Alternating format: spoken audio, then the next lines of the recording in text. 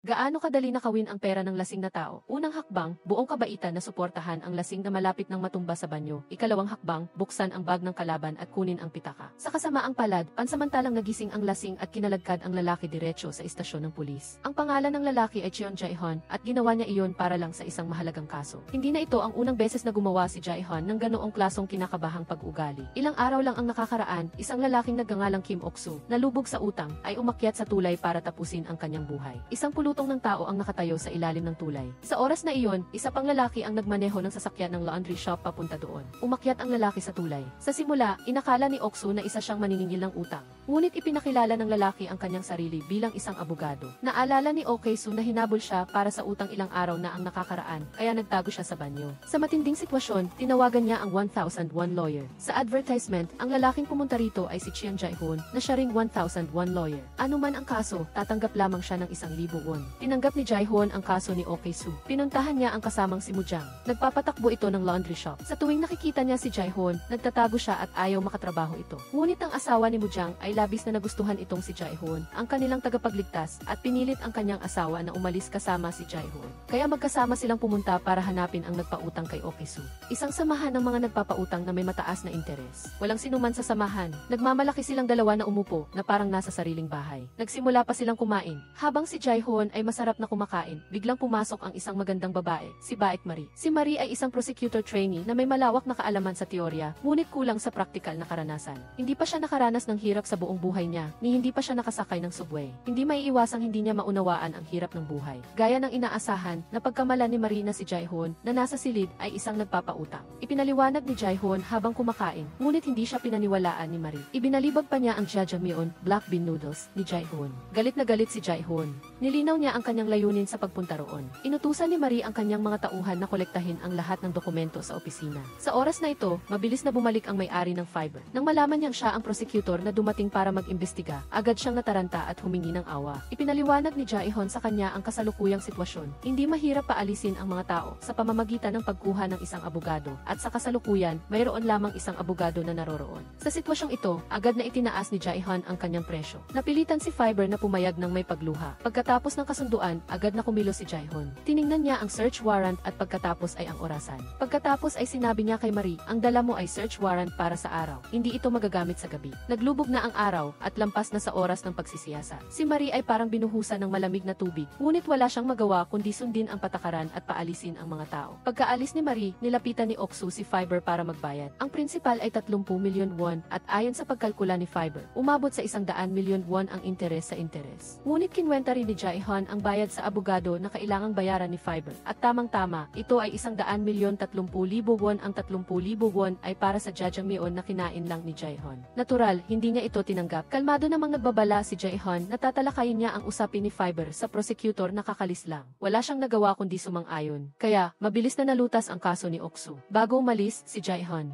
Hindi rin nakalimutan ni Jae-hon na kumuha ng kaunting pera mula sa kanya at tinawag itong overtime pay. Hindi makalimutan ni Ok-soo ang kabaitan ni Jae-hon, kaya binigyan niya si Jae-hon ng kaunting pera. Ngunit hindi ito tinanggap ni Jae-hon. Ipinilit niya na 1,000 won lang ang kanyang bayad sa abogado at ibinalik pa ang overtime pay kay Ok-soo. Sinabihan siyang huwag nang makikisama sa mga taong iyon at mamuhay ng maayos. Hindi pa nagtatagal ang pahinga ni Jae-hon nang may dumating na bagong kaso. Si Lim Yung-ho ay may kasaysayan ng 4 na beses na pagnanakaw. Tinulungan niya ang isang tao sa banyo at eksaktong nailagay ang kanyang kamay sa bulsa ng biktima. Nang matuklasan ng biktima na nawawala ang kanyang pitaka, agad na inaresto si Myung-ho para sa pagnanakaw. Mahirap ang pamilya ni Myung-ho. Mayroon din siyang anak na babae na may sakit sa puso na nangangailangan ng pera para sa gamot. Hindi kaya kumuha ng abogado ang asawa, kaya lumapit siya kay Cheon Jae-hon na mas mura ang presyo. Sinabi ng asawa na kahit hindi malinis ang record ni Lim Yung-ho, nagbago na siya ngayon. Para ipakita ang kanyang determinasyon, sinira pa niya ang sarili niyang kamay. Orihinal na plano ni Myung-ho na maglayag para kumita ng pera. Ngunit bigla siyang nasangkot sa ganitong problema. Umiiyak at humihikbi ang asawa, nagmamakaawa kay Jae-hon na tulungan siya. Pagkatapos tanggapin ang kasong ito, unang bumisita si Jae-hon sa ospital para tingnan ang nagkakasakit na anak na babae. Nang makita niya ang paghihirap ng asawa dahil sa gamot ng kanyang anak, nagkaroon ng awa si Samujang. Lumabas siya at sinagot ang lahat ng gasto sa gamot. Ang salitang personal na binitawan ay dapat matupad.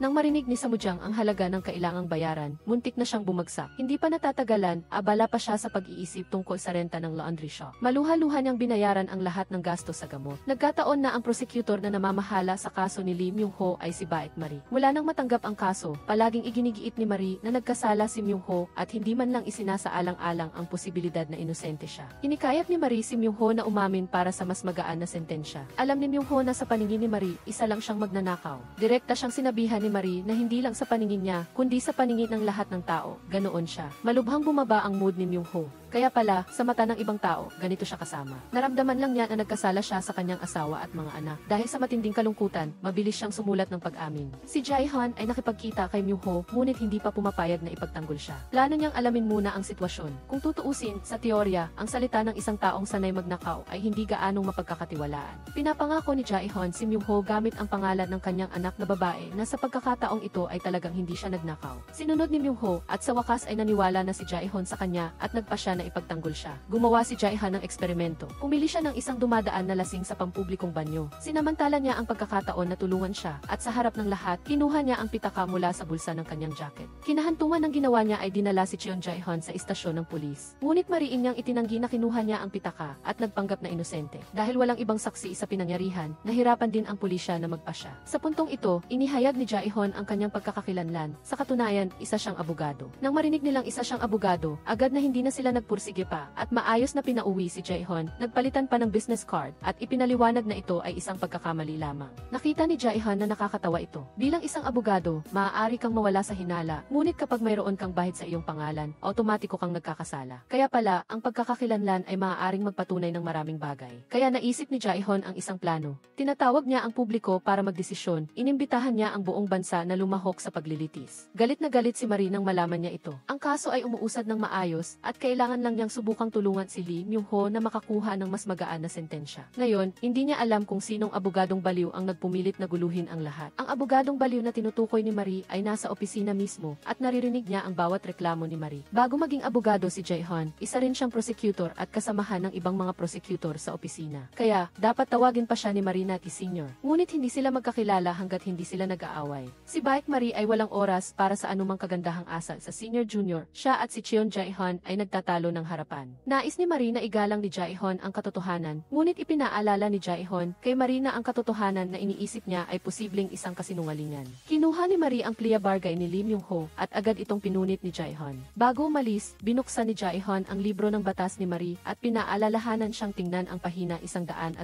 Binuklat ni Marie ang libro at nakita ang isang pahayag. Ang akusado ay may dalawang tagapagtanggol, ang prosecutor bago ang paglilitis at ang abogado pagkatapos ng paglilitis. Ito ay madaling sabihin ngunit mahirap gawin. Lalo pang nakita ni Marie si Jae-hyun nakakatwa at marami rin siyang naririnig mula sa mga senior niya. Dati, nang si Cheon Jae-hyun ay prosecutor pa, kilala siya sa kanyang kahusayan sa investigasyon ng kaso. Ang kanyang mga kilos ay lubhang kakaiba, sino man ang kanyang kalaban, hindi siya kailanman sumusuko. Pagkatapos nito, parehong naghanda sina Jae-hyun at Baek Marie para sa paglilitis. Parehong masusing nag-aral ang magkabilang panig kung anong mga tanong ang itatanong upang piliin ang hurado at manalo laban kay Jae-hyun. Si Marie ay patuloy na nag-overtime at madalas na natutulog sa opisina. Sa araw ng paglilitis, nagkita silang dalawa sa pasukan ng korte. Nakita ni Marie si Jae-hyun na may dalang kakaibang bag sa korte. Sa bahagi ng pagpili ng hurado, sunod-sunod na sinunod ni Marie ang kanyang plano. Nang turn na ni Jae-hyun, nagtanong siya ng mga walang kwentang tanong, tulad ng kung dapat malagyan ng sausawan ang pritong karne o ibuhos ang sasadito. O mas gusto ang steamed dumplings o fried dumplings. Patuloy na nagpoprotesta si Baek Marie, ngunit walang intensyon si Cheon Jae-hyun na huminto. Matapos mapili ang hurado, opisyal na nagsimula ang paglilitis. Iniulat ni Marie ang 4 na kaso ng pagnanakaw ni Lee Myung-ho, kasama ang kanyang ugali ng pagnanakaw noong estudyante pa siya. Itinuturing itong pangunahing ebidensya. Ang biktima na nawala ng pitaka ay humarap sa korte bilang saksi. Ayon sa record ng pulisya, nakainom siya ng 2 baso ng beer noong araw na iyon. Tinanong ni Jae-hyun kung uminom pa siya ng ibang uri ng alak. Sinabi ng saksi na wala, ngunit natagpuan ni Jae-hyun ang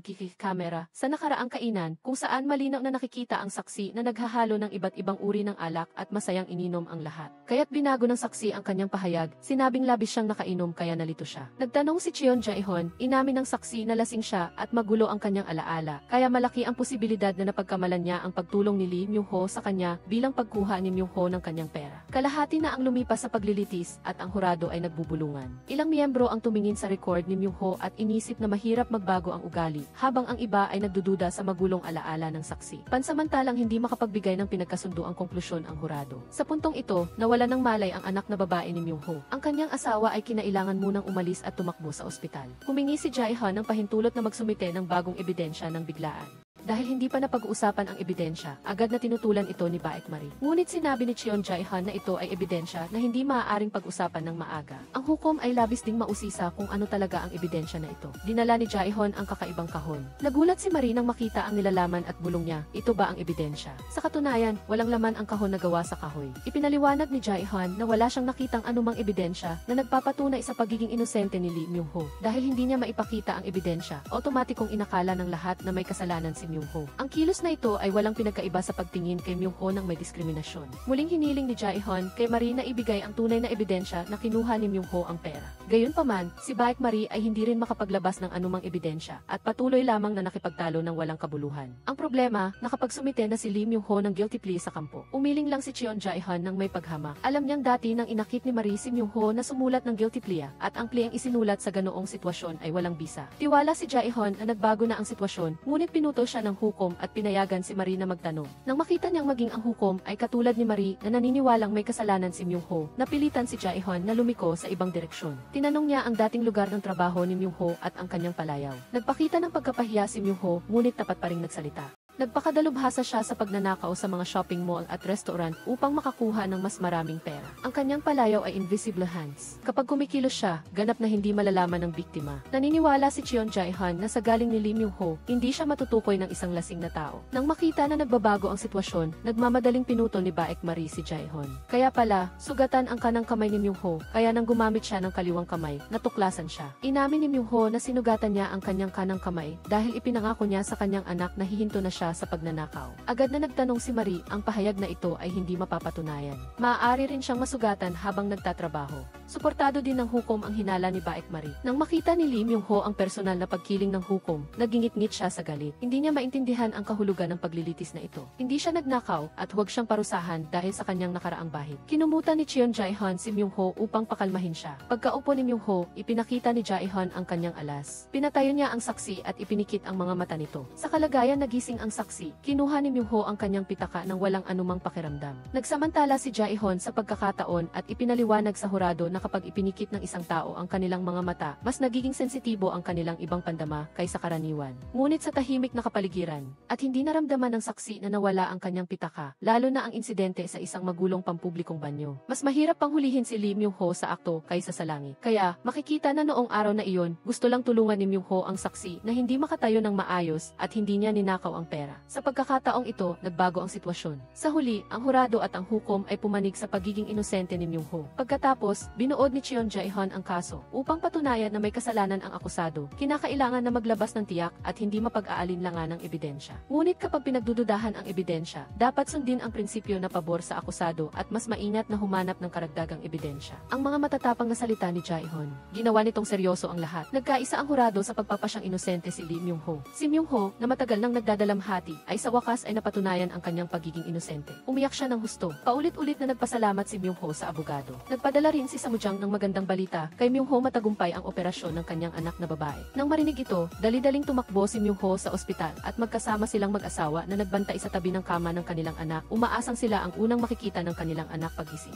Nagtapos ang paglilitis. Inabot ni Baek Marie ang kanyang kamay upang batiin si Cheon Jae-hyun sa kanyang pagkapanalo. Kinamayan siya ni Jae-hyun at tumawa ng malakas at pagkatapos ay pinagitnaan nila ni Mujang si Marie at pinaikot-ikot. Hindi niya maintindihan. Ipinaliwanag ni Jae-hyun. Ginawa ni Baek Marie na makulong si Lee Myung-ho ng maraming araw. Matapos manalo sa kaso, makakatanggap siya ng kompensasyon, sapat na upang mabayaran ang lahat ng gamot para sa kanyang anak na babae. Pagkasabi nito, umiti siya ng malapad at umalis. Naubusan ng salita si Marie. Tinawag niya si Jae-hyun at pilit pa ring nagkunwari na matapang. Nagtatanong, talaga bang naniniwala ka na inosente si Myung-ho o pinagtanggol mo lang siya dahil naawa ka? Inalis ni Cheon Jae-hyun ang kanyang salamin at seryosong sumagot sumagot, kahit ikaw o ang prosecution, hindi malinaw na matukoy ang katotohanan. Sinusubukan ko lang na lumapit sa katotohanan. Kasabay ng paglapit sa katotohanan, naniniwala rin siya na inosente si Myung-ho. Kinagabihan, galit na galit si Marie na naghanda ng apela. Bigla niyang naalala ang matatag na tingin ni Cheon Jae-hyun at nag-alinlangan ang kanyang puso. Itinapon niya ang kanyang apela. Ang pagtalikod sa apela ay nangangahulugang pag-amin niya na nagkamali siya. Mula sa sandaling iyon, tahimik na nagbago ang kalooban ni Baek Marie. Mabilis na natapos ang internship ni Marie. Binigyan siya ng kanyang senior ng isang souvenir, ang mismong apela na itinapon niya, at hinikayat siyang huwag kalimutan ang kanyang orihinal na intensyon. Isang araw, nakasuot si Marie ng pink na business suit at may pag-asa siyang pumunta sa legal firm ng kanilang pamilya. Naghihintay na ayusin ng kanyang lolo, ang chairman, ang kanyang opisyal na trabaho bilang abogado. Ngunit matagal siyang nakatayo doon. Pinagmamasdan ang kanyang lolo na magbigay ng trabaho sa lahat ng intern na abogado, at siya na lang ang naiwan na walang anumang gagawin.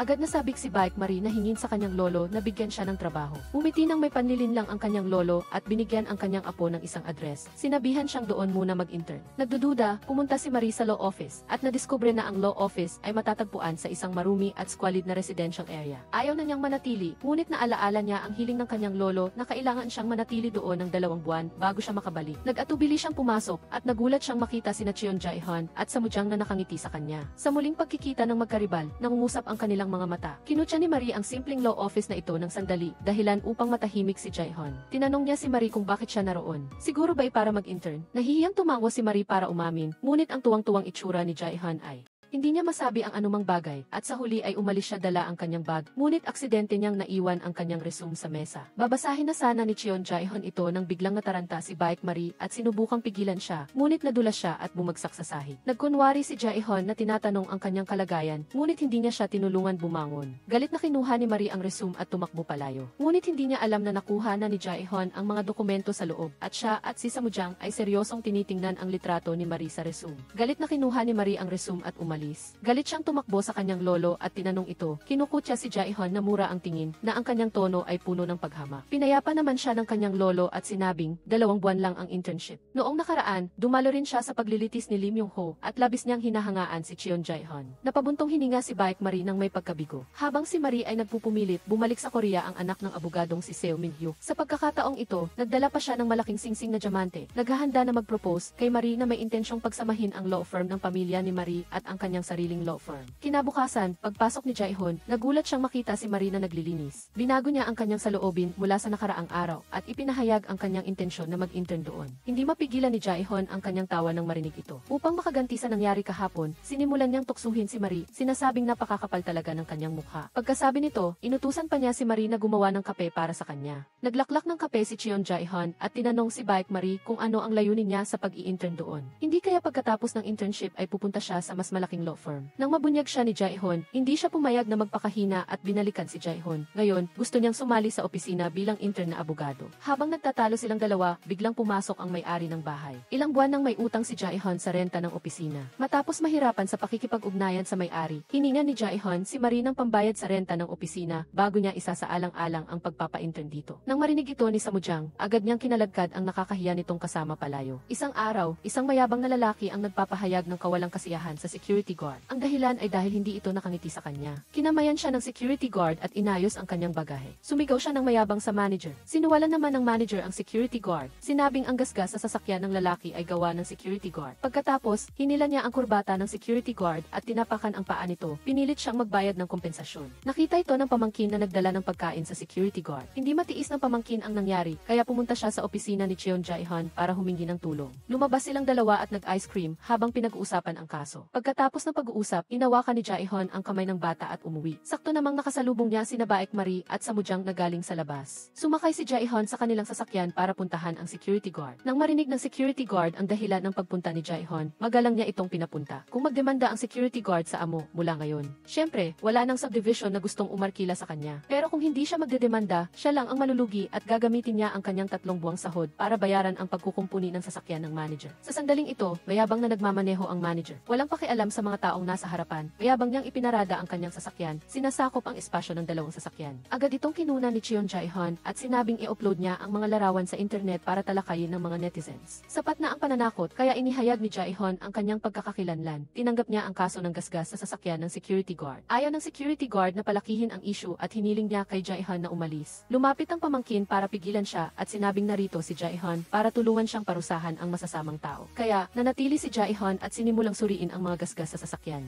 Pagkatapos ay kinuha niya ang itim na panulat at pininturahan ang gasgas at ginamitan pa niya ng cart ang harap ng sasakyan. Nahulog din ang bumper. Ngayon, nasira na ang lumang gasgas at simula ngayon, ito ay isang ganap na bagong kaso. Si Cheon Jae-hyun ay naging akusado. Nagbigay siya ng 1,000 won kay Baek Marie at ipinagkatiwala sa kanya na maging kanyang abogado. Kung malutas niya ito, papayagan niya itong mag-intern. Nagtataka si Marie, totoo ba na si Jae-hyun ay tulad ng kanyang pangalan na 1,000 won lang ang singil niya sa lahat ng kaso. Binigyan siya ni Samujang ng tiyak na sagot. Tungkol sa dahilan, marahil ay may kinalaman ito kay Mujang. Si Mujang ang unang kliyente ni Jae-hyun. Tungkol sa iba pang detalye, makakakuha si Marie ng sagot mula kay Jae-hyun. Karaniwan, bukod sa pagkuha ng ilang kaso, hindi gaanong kumikita si Cheon Jae-hyun. Sa pamamagitan ng pakikipag-ugnayan sa ilang mayayaman, napapanatili niya ang operasyon ng kanyang law office. Madalas na bumibisita si Jae-hyun sa piitan upang bisitahin si Chairman Mo. Sa bawat pagbisita, iisa lang ang kanyang ginagawa, makipaglaro ng bingo kay Chairman Mo. Inimbitahan ni Chairman Mo si Jae-hyun na ipagtanggol siya, hindi raw problema ang halaga. Ngunit sinabi na ni Jae-hyun sa simula pa lang na kung mananalo lang si Chairman Mo sa laro, tatanggapin niya ang kaso. Nahirapan si Baek Marie sa kaso ng banggaan ng sasakyan ni Jae-hyun. Hindi nagtagal pagkatapos, ipinagbigay alam niya kay Jae-hyun na nakaisip na siya ng ilang solusyon. Agad na magbayad ng 5 milyon won para sa pagkukumpuni ng sasakyan. Malinaw na ayaw ni Jae-hyun na gumastos ng ganoong kalaking halaga. Ipinagpatuloy ni Baek Marie o kaya tanggapin ang parusang kriminal. Ngunit itinanggi rin ni Cheon Jae-hyun ang posibilidad na ito. Parehong tinanggihan ang unang dalawang mungkahi, kaya ang tanging natitira na lang ay ang magdasal, at may mas baliw pa ang babangga sa sasakyan ng manager. Pagkatapos marinig ang ulat ni Marie, nagpakita ng pagkadismaya si Jae-hyun sa kanyang mga nagawa. Ang reaksyon ni Jae-hyun ay inaasahan ni Marie, kaya naghanda pa siya ng ika-4 na opsyon na hindi niya ito magagawa. Kung tutuusin, may law office naman kung saan-saan, hindi naman niya kailangan mag-intern dito. Pagkasabi nito, ibinalik ni Marie ang 1,000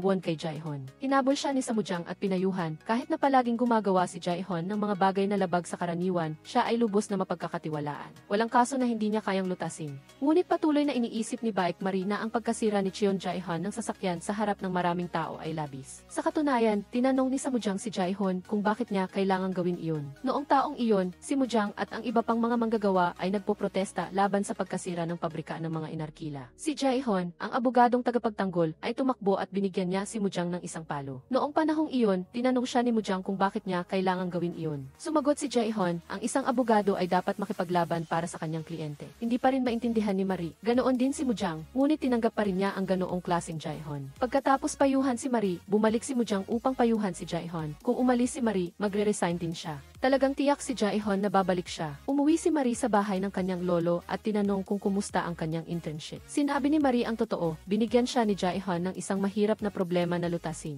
Buong pagmamalaking tumanggi si Marie. Napangiti ang kanyang lolo nang marinig ito. Mukhang tamang desisyon na ipadala si Marie kay Jae-hyun para magsanay. Naniniwala siya na tiyak na matututo si Marie ng isang bagay kay Jae-hyun. Laging iniisip ni Marie na kakaiba si Jae-hyun. Naghanap siya sa online ng mga balita tungkol kay Jae-hyun. Nakipagkita rin siya kay Minho na bagong dating galing sa ibang bansa. Tinanong ni Marie si Minho tungkol kay Jae-hyun. Dati, maganda ang relasyon ni Minho kay Jae-hyun bago huminto si Jae-hyun sa pagiging taga-usig. Matagal nang hindi nagkita ang dalawa. Pinayuhan niya si Marie na huwag makipag-ugnayan sa mga taong tulad ni Jae-hyun. Pagkatapos niyang magtanong tungkol kay Jae-hyun, tumayo siya at umalis. Naiwan si Minho na lubos na nabigo. Sa katunayan, naghanda pa siya ng singsing na ibibigay kay Marie, ngunit hindi siya binigyan ni Marie ng pagkakataong ilabas ang singsing. Bumalik si Marie sa opisina ng abogado at nagkataong nakasalubong ang may-ari ng bahay. Nag-usap sila ng masaya. Pinuri ni Marie ang may-ari ng bahay na nagpatawa sa kanya ng husto. Dahil kay Marie, nagpa siya ang may-ari ng bahay na pahabain ang bayad sa renta ng ilang araw para kay Jae-hyun. Sa sandaling ito, dumating ang isang lalaki. Siya ay isang trooper at ang kanyang amo ay may masungit na ugali. Kapag mayroong anumang hindi ayon sa gusto ng kanyang amo, siya ang pinagbabalingan. Naririnig ang kaunting galit niya, agad siyang nagmungkahi na magsampa ng kaso. Ngunit tinutulan ito ni Jae-hyun. Nakita ni Jae-hyun na nahihirapan ang trooper. Marahil ang kanyang kahilingan ay sa sitwasyong hindi mawawalan ng trabaho. Kailangan man lang huminto ang amo sa kanyang masamang pag-ugali. Tulad ng hula ni Jae-hyun, ayaw talagang magsampa ng kaso ni Super Kim. Nakuha ni Marie ang mga dokumento tungkol kay Super Kim at nalaman niyang ang amo niya ay ang manager na iyon. Nalaman ni Marie na magka-eskwela sila ng manager. Ang legal na propesyon ay pinakaangkop para sa ganitong uri ng relasyon sa pagitan ng mga magka-eskwela. Kung magagamit niya ang kanyang pagkakakilanlan bilang magka-eskwela para lapitan ang manager, baka marami silang malutas ng maayos. Nag-ensayo si Marie sa isang tabi. Kumusta siya upang maging natural at kaakit-akit hanggat maaari. Nang bumisita siya sa manager, bago pa niya masabi ang layunin ng kanyang pagbisita, biglang pumasok si Jae-hyun at sinimulang tuligsain ang manager. Ngunit ang manager ay lundo at inamin na hindi sinira ng gwardiya ang kanyang sasakyan. Iginiit niya na hindi makakakuha ang grupo ni Jae-hyun ng anumang malinaw na ebidensya. Sa kabaligtaran, nakita ng publiko na sinira ni Jae-hyun ang kanyang sasakyan. Sa masamang hitsura ng manager, hindi nakapagsalita si Marie ng anumang nakakapuri. Sa huli, hindi niya napigilan ang kanyang galit at pinagsabihan ang manager bago umalis. Nagalit ang manager at gusto niyang kasuhan si Marie. Sinabi ni Jae-hyun sa kanya na gawin ang lahat ng makakaya niya at pagkatapos ay malalaman niya. Isang napakahusay na abogado si Marie. Pagkatapos sabihin ito ay ngumiti si Jae-hyun ng may kumpiyansa. Sinundan niya si Marie at tinanong kung bakit niya kinakausap ang manager ngayon. Naalala ni Marie ang sinabi sa kanya ni EU. Sinabi niya na gusto niyang ipaglaban ang kanyang kliyente. Halatang ikinatuwa ito ni Jae-hyun. Nakakolekta ang gwardiya ng pera para sa pagpapaayos ng sasakyan at ibinigay ito kay Marie. Ngunit hindi niya ito tinanggap. Tanging ang candy mula sa pamangkin lang niya ang tinanggap niya. Sinabi ng gwardiya kay Marie na napakamapanlait ng manager at marami ng ibang gwardiya ang nakaranas ng katulad na pagtrato sa kanya. Ngunit lagi silang nagtitiis. Kahit na kinaiinisan siya ng gwardiya, sa ibang pananaw, sa edad niyang ito ay nakakuha pa rin siya ng trabaho. Kaya dapat magpasalamat siya sa kanyang puso. Ayaw niyang mawala ang trabahong ito. Sa ibang pagkakataon, tinanong ni Jae-hyun si Marie tungkol sa pag-usad ng kaso. Tinanong naman ni Marie si Jae-hyun, meron ba talagang kaso na hindi mo kayang lutasin? Tinuruan lamang ni Jae-hyun si Marie, maraming paraan para lutasin ang mga problema. Mayroong mga pumipili na humingi ng tawad, mayroong mga sumusunod sa legal na landas, ngunit higit sa kalahati ng mga taong lumalapit sa akin ay hindi dahil gusto nilang magsampa ng kaso, kundi dahil kailangan lang nila ng tulong. Huwag mong isipin na dahil ikaw ay abogado, kailangan mong gamitin ang batas para lutasin ang problema. Siguro may mas magandang paraan para lutasin ito. Sa araw ng paglilitis, agad na pinalibutan ng mga reporter ang manager paglabas pa lang niya. Sa simula, ang manager, paglabas pa lang niya, inakala niyang may nagbunyag ng kanyang lihim, ngunit pagkatapos ay natuklasan niyang hindi pala iyon ang iniisip niya. Sa balita, hindi siya ang biktima dahil nagbigay pala si EU ng anonymous na panayam na nagsasabing aksidente niyang nasira ang sasakyan ng manager. Hindi siya sinisi ng manager at sa halip ay naging mapagpatawad pa sa kanya. Ang manager ay naging isang huwarang karakter na nagtataguyod ng kabutihan at nagpapababa ng kasamaan. Pinuri siya ng mga reporter. Nagsimulang lumaki ang ulo ng manager at sinabi pa sa kamera na kung mas mataas ang posisyon, mas malaki ang responsibilidad. Sa pamamagitan lamang ng mga marangal na salitang ito, ang away sa pagitan niya at ng gwardiya ay nawala na rin. At ito mismo ang solusyon na naisip ni Marie. Nagbabasa ang manager ng mga papuri sa kanya online, punong-puno ng pagmamalaki. Nang tingnan niya ang kanyang kalendaryo, bigla niyang naalala na ngayon ang araw ng paglilitis ng chairman. Ang chairman ng Charmyeon Group kung saan nagtatrabaho ang manager ay si chairman mo na nasa piitan. Tumakbo ang manager upang magbigay ng suporta at nakita si Jae-hyun na bumaba mula sa sasakyan ni chairman mo. Hindi niya lubos akalain na si Jae-hyun ang abogado ng chairman mo. Hindi nagtagal, natapos ang paglilitis. Si chairman mo na nasasangkot sa kapabayaan sa seguridad na nagresulta sa pagkamatay ng manggagawa ay nakakuha ng suspendido. Sa daan pa uwi, naipit ang manager sa pagitan ni chairman mo at Jae-hyun. Hindi nangahas magsalita. Malakas na nagsalita si Jae-hyun kay chairman mo. Lalo itong nagpakulo sa dugo ng manager. Pinagsisihan niya na bulag siya sa katotohanan at naglakas loob na maging mayabang kay Jae-hyun. Nang matuklasan ni chairman mo na magkakilala si Jae-hyun at ang manager, tinanong niya kung paano sila nagkakilala. Pinaganda ng manager ang kwento, ginawang isang ganap na bagong salaysay ang kanyang alitan kay Jae-hyun. Sa bersyon na ito, naging matalik na magkaibigan sila ni Jae-hyun. Pagbalik pa lang ni chairman mo sa kumpanya, nakatayo na ang mga empleyado sa lobby at nagprotesta. Nasa unahan sina Yu at Marie. Lumapit si Jae-hyun sa kanila at ipinakilala ang kanyang bagong pagkakakilanlan kay chairman mo. Ang lahat ng empleyadong ito ay kanyang mga kliyente mula ngayon.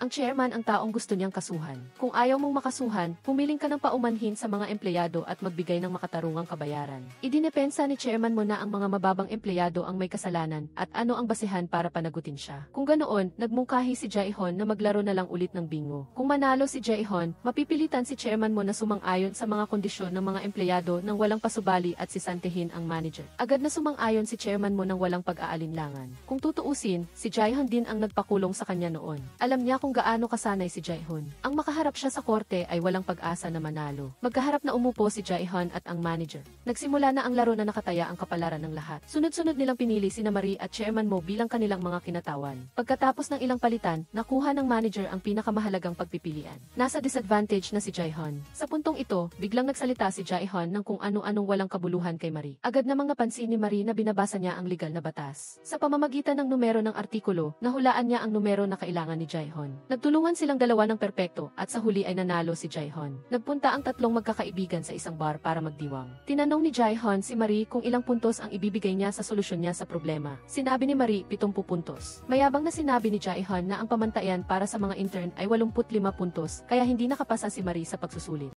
Ngunit isinasaalang-alang ang mahusay na pagganap ni Marie kamakailan, maaaring isaalang-alang ang pagdaragdag ng puntos. Pagkatapos madagdagan ang puntos, maswerte siyang nakakuha ng eksaktong 85 puntos. Binati ni Jae-hyun si Marie na nakapasa siya. Matapos uminom ng ilang baso, tinanong ni Marie ang nasa isip niya, bakit lahat ng kaso ni Jae-hyun ay 1,000 won lang ang bayad? Seryosong sumagot si Jae-hyun na hindi niya rin alam ang dahilan. Marahil ay dahil sa kanyang pangarap. Nagising si Marie na lasing sa opisina ng abogado ni Jae-hyun. Lubos siyang nagulat. Ang mga pangyayari noong nakaraang gabi, habang siya ay lasing ay nagbalik sa kanyang isip. Buong gabi, hinila ni Marie ang dalawa pang tao at uminom sila ng 4 na round ng magkasunod. Sa huli, napagkamalan niyang bilog na buwan ang ilaw ng poste. Nabaliw siya dito. Sa kawalan ng pagpipilian, mahirap na binuhat ni Jae-hyun si Marie. Kinuha niya ang cellphone nito upang tingnan ang address ng bahay niya, ngunit hindi niya ito mabuksan. Sa huli, hinayaan na lang niyang matulog si Marie sa opisina ng abogado. Nagising siya at nakita si Jae-hyun na nakahiga sa sahig. Akala niya ay tahimik siyang makakatakas, ngunit napansin niya ang tunog na nagmumula sa kamay ni Jae-hyun. Hawak niya ang cellphone ni Marie. Mabilis na kinuha ni Marie ang kanyang cellphone at akmang aalis na sa opisina nang makatanggap siya ng tawag mula sa kanyang ina. Maaga pa lang ay nagmaneho na ang kanyang ina at pumunta para hanapin si Marie para matiyak na si Marie, na lasing at hindi umuwi kagabi, ay pumapasok sa trabaho na may magandang makeup. Sa isang iglap, nagningning si Marie papunta sa opisina ng abogado. Malakas niyang pinagsabihan si Jae-hyun.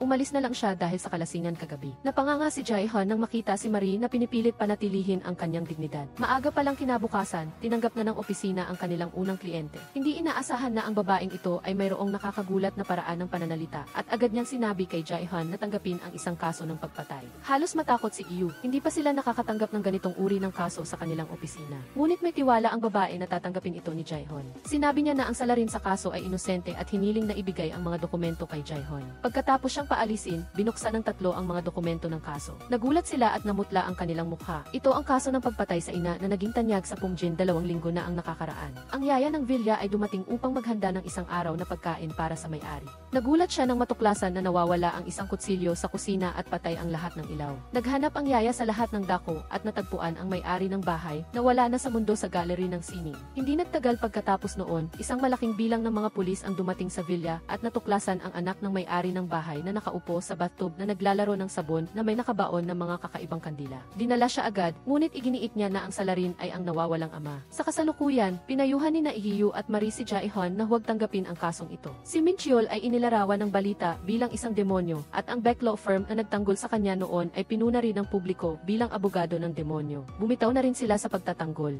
Kinagabihan, pumunta si Jae-hyun sa club na madalas puntahan ni Min Cheol. Nagulat si Min Cheol nang makita si Jae-hyun, ngunit nilapitan siya ni Jae-hyun at sinabi na gusto niyang tanggapin ang kanyang kaso. Nagulat si Min Cheol, ngunit agad siyang sumang-ayon. Kinila siya ni Jae-hyun at dinala sa opisina ng abogado, kung saan naroon na sina Ihiyu at Marie. Ipinakilala ni Jae-hyun si Min Cheol sa dalawa at ipinaliwanag ang kanyang layunin. Nang marinig ito, napanganga si Marie. Naghanda si Jae-hyun ng mga dokumento at ipinaliwanag kay Min Cheol na simula ngayon, sila ang magtatanggol sa kanya. Ngunit tanging $1 lang ang bayad. Nagulat si Min Cheol, ngunit nang makita niya ang tiwala sa mukha ni Jae-hyun, sumang-ayon siya. Sinimulan nilang suriin ang kaso. Nakita ni Ihiyu at Marie kung paano pinag-aralan ni Jae-hyun ang kaso at humanga sila sa kanyang dedikasyon at husay. Nang dumating sina Jae-hyun at Marie sa piitan, si Min Hyuk na nag-aral sa ibang bansa sa loob ng 2 taon ay bumalik na sa procuratorate upang magsimula muli. Hindi pa nga siya nakakaupo ng matagal nang sabihan na siya ng kanyang kasamahan na tanggapin ang kaso ni Min Cheol. Sinasabing ang malaking kasong ito ay tiyak na magpapansin kay Min Hyuk. Ngunit sa tuwing naiisip niya ang napakaraming ilaw at ang walang tigil na pagtatanong ng mga reporter, kinakabahan si Min Hyuk at pinagpapawisan ng malamig, paulit-ulit na tumatanggi na sumali sa investigasyon. Napilitan ang kanyang kasamahan na baguhin ang kanyang taktika. Kung tatanggapin ni Min Hyuk ang kasong ito, makakakuha siya ng napakaraming tagahanga. Nang makita ni Min Hyuk ang kaunting bilang bilang ng kanyang mga tagahanga, hindi niya maiwasang mag-alinlangan. Hindi napigilan ang papuri ng kanyang kasamahan sa kanyang itsura, kasama ang pagkaakit ng pagdami ng tagahanga, nagpasya siyang pag-isipan ito. Kasabay nito, bumisita sina Jaehyun at Marie kay Mincheol. Sa kanilang unang pagkikita, naging kalmado si Mincheol. Siya mismo ang nagsabi na inosente siya. Hindi raw siya ang salarin at malamang na ang kanyang ama ang pumatay sa kanyang ina. Walang sinabi si Jaehyun. Sa kabilang banda, si Marie, na nakaupo sa tabi niya, ay nagpasya na si Mincheol ang salarin. Pareho ang opinyon ng prosekusyon kay Marie. Pakiramdam niya, matapos mamatay ang kanyang ina, ang katotohanang nakaupo pa rin siya sa bathtub ay talagang kakaiba. Ipinaliwanag ni Mincheol na hindi niya alam ang nangyari sa kanyang ina. Hindi naniwala si Marie sa sinabi niya. Nagbibiro pa siya na napakamadali lang para kay Mincheol na makahanap ng abogado. Iniwan ang malaking law firm para pumili ng hindi kilalang abogado. Kung matalo si Jaehyun sa kaso, baka makulong siya. Kalmado ang mukha ni Mincheol, hindi raw siya gumawa ng krimen, kaya bakit siya mag-aalala sa mga bagay na ito. Pagkatapos ng pulong, direktang dinala ni Jaehyun si Marie sa Beck Law Firm para alamin ang sitwasyon ng mas detalyado. Pagbalik sa sariling law firm, natakot si Marie na mabunyag, kaya't paulit-ulit siyang sumenyas sa kanyang lolo gamit ang kanyang mga mata. Nagkunwari pa silang hindi pa nagkakakilala at masiglang nagbatian. Ang layunin ni Jaehyun sa pagpunta roon ay upang tanungin ang ama ni Min-hyuk tungkol sa higit pang mga detalye. Pala, ang ama ni Min-hyuk ay ang abogadong bumitaw sa pagtatanggol kay Mincheol. Diretsahang tinanong ni Jaehyun ang dahilan kung bakit siya bumitaw sa pagtatanggol. Sa kabilang banda, sinabi ng ama ni Min-hyuk na naniniwala si Mincheol na ang kanyang ama ang tunay na salarin at siya ay inosente. Upang patunayan ang pagiging inosente ni Mincheol, kailangan nilang hanapin ang kanyang ama. Ngunit hindi siya naniniwala na buhay pa ang ama ni Mincheol, kaya hindi na niya ito matutulungan pa. Kabaligtaran naman, naniniwala si Jaehyun na buhay pa ang ama ni Mincheol, kaya pumayag siyang tanggapin ang kaso. Sa puntong ito, hindi nagkasundo sina Marie at Jaehyun. Naniniwala si Marie na pinatay ni Mincheol ang kanyang ina at hindi lang pa nila nahahanap ang kanyang ama. Ikinagalit ni Jaehyun na si Marie, na 2 buwan pa lang na prosecutor intern, ay sanay nang ipagpalagay na may kasalanan ang isang suspect. Pagkasabi nito, napansin bigla ni Jaehyun ang singboard ng Beck Law Firm sa kanyang likuran. Naaalala ang pangalang Beck, binanggit ng 2 ang Beck Songso sa stop list. Napabuntong hininga si Jaehyun, bakit kaya walang part 2 ang napakagandang Korean drama na iyon? Sa kabilang banda, nang malaman na pumayag si Jaehyun na depensahan si Mincheol, agad na pinuntahan ng ama ni Min-hyuk ang kanyang anak at pinayuhan siyang tanggapin ang kasong ito. Ipinaalam niya na mananalo ang kanyang anak dahil mabilis na matatagpuan ang nawawalang ama ni Mincheol at ang susi sa kaso. Kung matatalo ni Min-hyuk si Jaehyun, makakagawa siya ng malalim na impresyon sa lolo ni Marie. Pagkarinig nito, agad na tumakbo si Min-hyuk upang hanapin ang file ng kaso. Samantala, nakakuha din sina Jaehyun ng maraming impormasyon. Ikinuwento ni Marie ang mga detalye ng kaso. Nang gabing iyon ay kaarawan ng ama ni Mincheol. Mayroong 7 tao sa pinangyarihan, ang 4 na miyembro ng pamilya kasama ang kapatid na babae ni Mincheol, ang katulong kasama ang tagapamahala at isang male reporter. Sa simula, napakasaya ng pagdiriwang. Nang hindi pinansin ng ama ni Mincheol ang kagustuhan ng kanyang anak at gustong ipadala siya sa ibang bansa para mag-aral, galit na umalis si Mincheol, nakipagkita sa mga kaibigan sa bar at nalasing. Umuwi siya sa bahay bandang alas 12 ng hating gabi para matulog, ngunit nagkaroon sila ng pagtatalo ng kanyang ina. Nakita ito ng yaya. Maliban sa yaya, ang reporter at ang tagapamahala na nasa villa, kasama ang kapatid na babae ni Mincheol, ay hindi nakarinig ng pagtatalo. Naniniwala ang pulisya at prosekusyon na pagkatapos saktan ni Mincheol ang kanyang ama ng gabing iyon.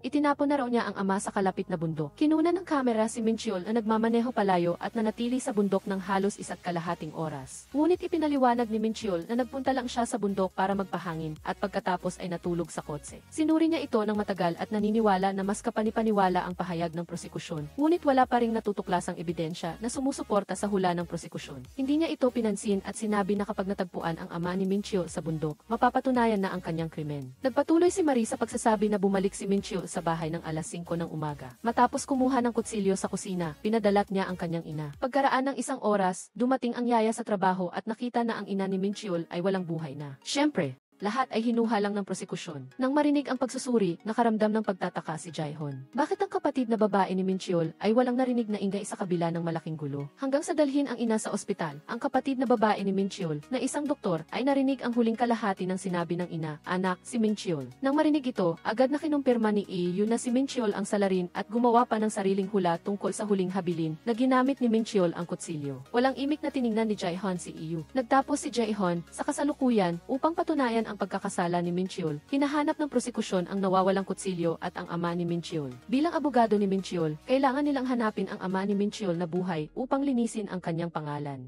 Agad na nagtungo ang grupo ni Jae-hyun sa ospital kung saan nagtatrabaho si Ate Mincha. Sa telepono, sinabi ng kabilang linya na mayroong emergency case. Nakita ni Jae-hyun mula sa malayo na nagmamadaling umalis si Ate Mincha sa ospital. Kaya't nagmamadaling sumunod ang tatlo sakay ng kotse. Nang makarating sila sa isang marangyang restaurant, nagkatinginan sina Marie at Yi nang makita nilang puro Pranses ang menu. Matapos sanay na mag-order si Jae-hyun para sa kanilang tatlo, tinitigan niya si Ate Mincha sa kabilang panig. Pagkaraan ng ilang sandali, isang babae ang umupo sa harap ni Ate Mincha. Nagulat ang tatlo nang malaman nilang ang babae ay ang yaya sa bahay ni Minchiul. Hula ni Marie na pinag-uusapan ng dalawa ang kaso. Dali-dali niyang kinuna ng litrato ang eksenang ito gamit ang kanyang telepono. Hindi nagtagal pagkatapos, bumalik sila sa opisina. Masigla na namang gustong tingnan ni Jae-hyun ang pinangyarihan ng krimen. Matapos sabihin iyon, isinuot niya ang kanyang salamin at naging detective, inuutusan ang dalawa na sumunod. Hating gabi, ang tatlo ay lumitaw na puno ng lakas at karisma. Ngunit bago pa man sila makapasok sa pinangyarihan ng krimen, nakita nila ang madilim na kapaligiran at agad silang naging duwag na sumusunod ng dahan-dahan.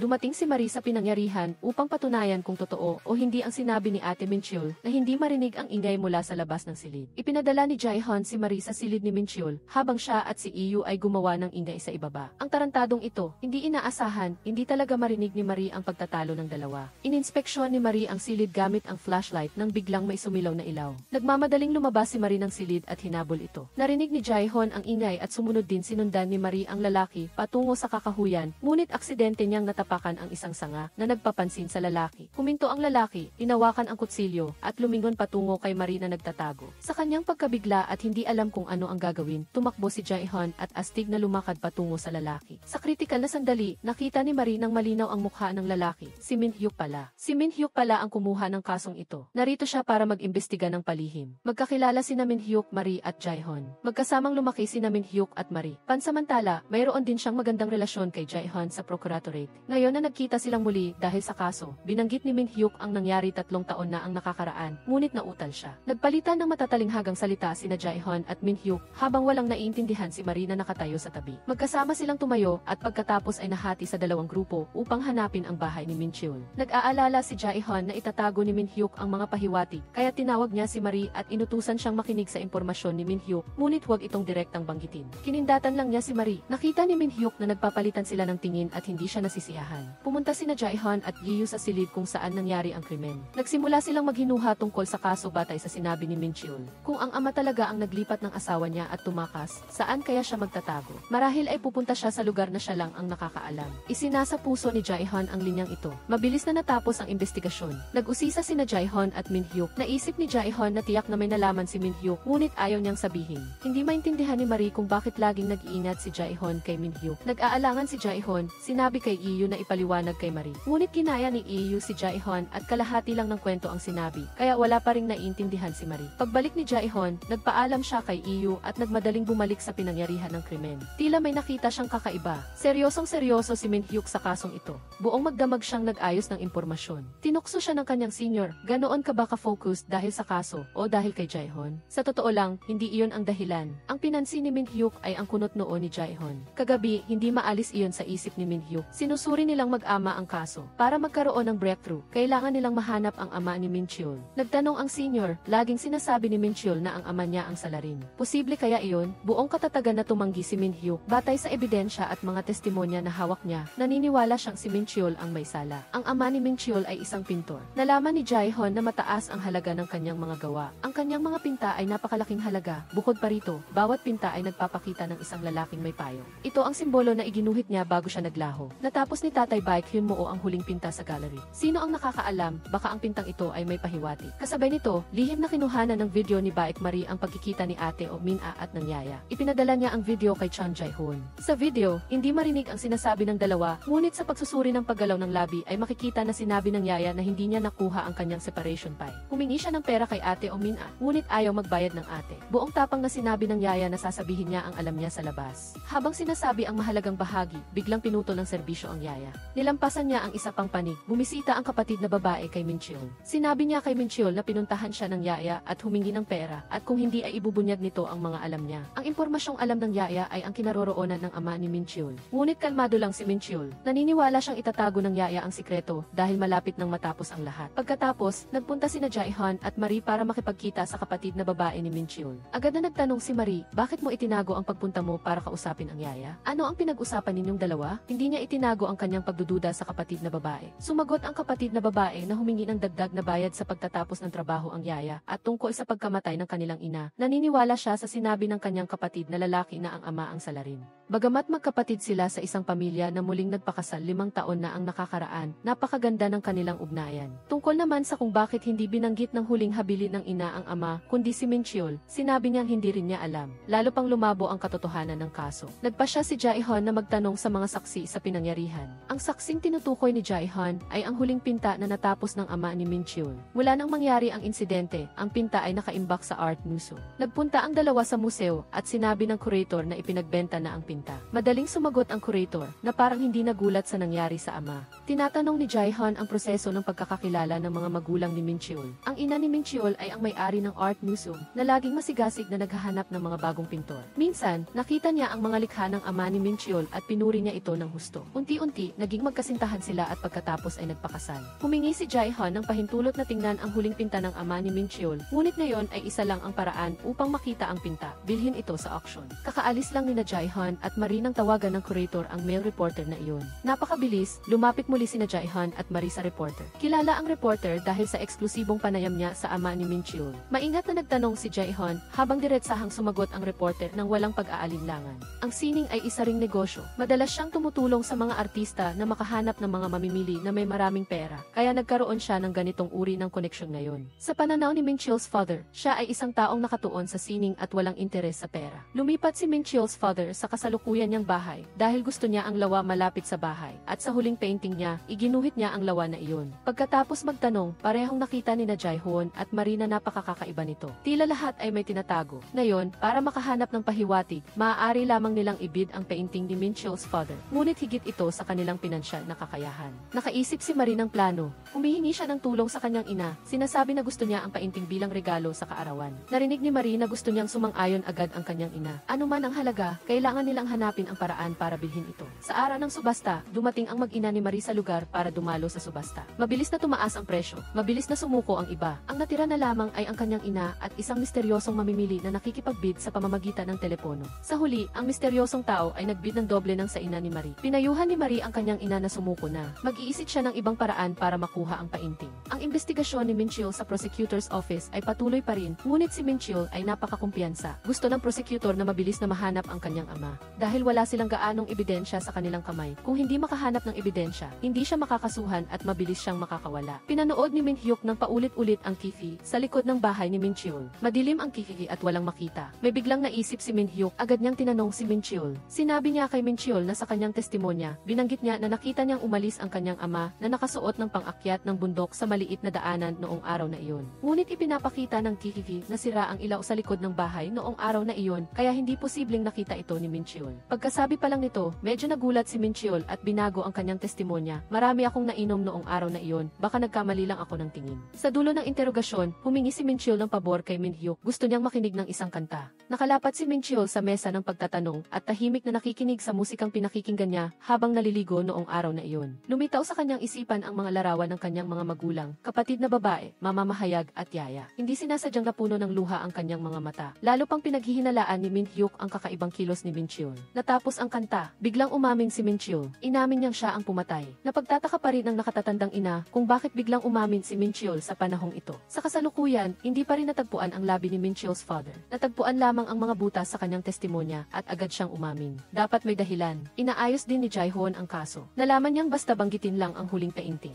Kahit banggitin ang huling painting, ang saloobin ng mga reporter at tagapamahala ay umiiwas na tila may tinatago. Noong nakaraang pagkakataon na bumalik siya sa bahay ni Min-cheol para mag-imbestiga, nakakita siya ng baka sa dingding. Tinanggal ang painting na nakasabit doon at ang sukat ay saktong-sakto sa huling painting ng ama ni Min-cheol. Ibig sabihin, may kumuha ng painting na nakasabit sa dingding at ginawa itong huling painting ng kanyang ama. Kaya dinala ni Jae-hyun ang painting para suriin. Ipinapakita ng resulta na ang pagpipinta ng lawa at ng lalaking may payong ay ginawa ng hindi bababa sa 3 taon na ang nakalipas. Bakit pagkatapos ng 3 taon ay nagdagdag ang ama ni Minchul ng simbolo? Nagbigay si Jae-ho ng isang hinuha, may problema sa painting na ito. Hindi ito maaaring hindi iproseso, halimbawa kung may mansa ng dugo, kaya napilitang magpinta muli ang ama ni Minchul ng isang lalaking may itim na payong para itago ito. Pumunta sina Jae-ho at Marie sa likod ng bahay ni Minchul, sumunod sa maliit na daanan diretso sa dulo papunta sa lawa. Kumuha si Jae-ho ng ilang litrato. Pagbalik niya, hinanap niya ang mga litrato ng lawa na ito. Nagulat siyang malaman na 2 taon na ang nakakaraan, may isang maliit na bahay sa gilid ng lawa, ngunit wala na ito ngayon. Nagkaroon si Jae-ho ng pahiwati. Pumunta siya sa bahay ni Minchul para hanapin ang yaya. Sa oras na ito, ang taong namamahala at ang reporter ay nasa bahay at naglilinis, gustong samantalahin ang pagkakataon na makakuha ng mas maraming painting mula sa ama ni Minchul. Nagkomento si Jae-ho sa kasakiman ng tao. Pagkatapos, tinanong niya ang yaya kung nasaan ang ama ni Minchul.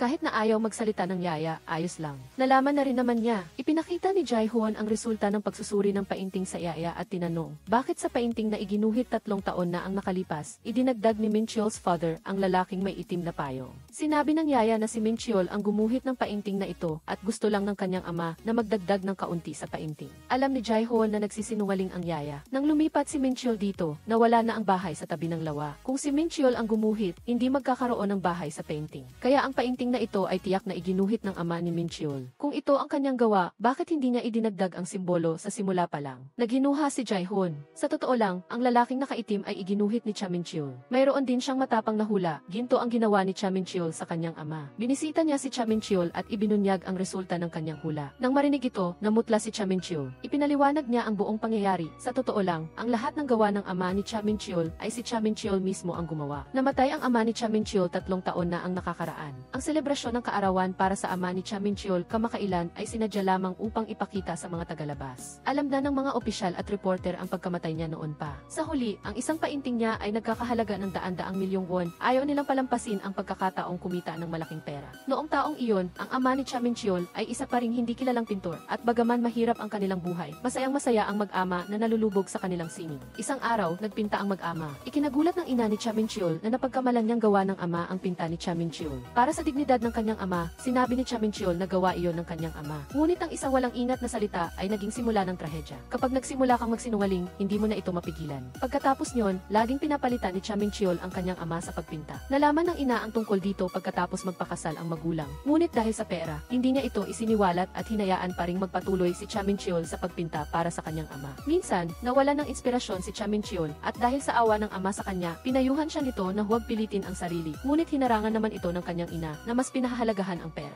Tanging si Cha Minchul lamang ang makakatulong sa kanya na kumita ng pera. 3 taon na ang nakalipas, hindi na matanggap ng ama ni Cha Minchul ang buhay na puno ng panloloko, kaya't siya ay pumanaw. Sinabi ni Cha Minchul ang lugar kung saan nakatago ang kanyang ama. Sinundan ng pulisya ang address at natagpuan ang ama ni Cha Minchul. Malinaw na ang kanyang pagkamatay, ngunit hindi pa rin malinaw kung si Cha Minchul ang may kagagawan. Nalaman ni Chang Jae-ho na noong araw ng insidente, ang huling pinta ay pinalitan, na tila sinadyang itago ang isang bagay. Nakita ni Chang Jae-ho na palapit na siya sa katotohanan, kaya nagpa siya si Cha Minchul. Nang gabing iyon, sumulat siya ng liham sa istasyon ng telebisyon. Kinabukasan, sinundan ng istasyon ng telebisyon ang address na ibinigay ni Cha Minchul at nakakita ng kutsilyong may bahid ng dugo. Sa sulat, inamin ni Cha Minchul ang lahat ng kasalanan. Kaagad na inatasan ng pulisya si Cha Minchul sa korte at dinala siya sa villa upang muling likhain ang pinangyarihan ng krimen. Pagkapasok pa lang ni Cha Minchul sa silid ng sining, nakita niya sa dingding ang huling painting na isinubasta. Sadyang dinala iyon ni Chang Jae-ho at isinabit doon. Itinuro ni Chang Jae-ho na sa totoo lang, hindi si Cha Minchul ang nagpinta ng larawang ito, kundi ang kanyang ama. Ang tanging idinagdag ni Cha Minchul ay ang kanyang sariling eksklusibong marka ang simbolo ng lalaking may hawak na payong.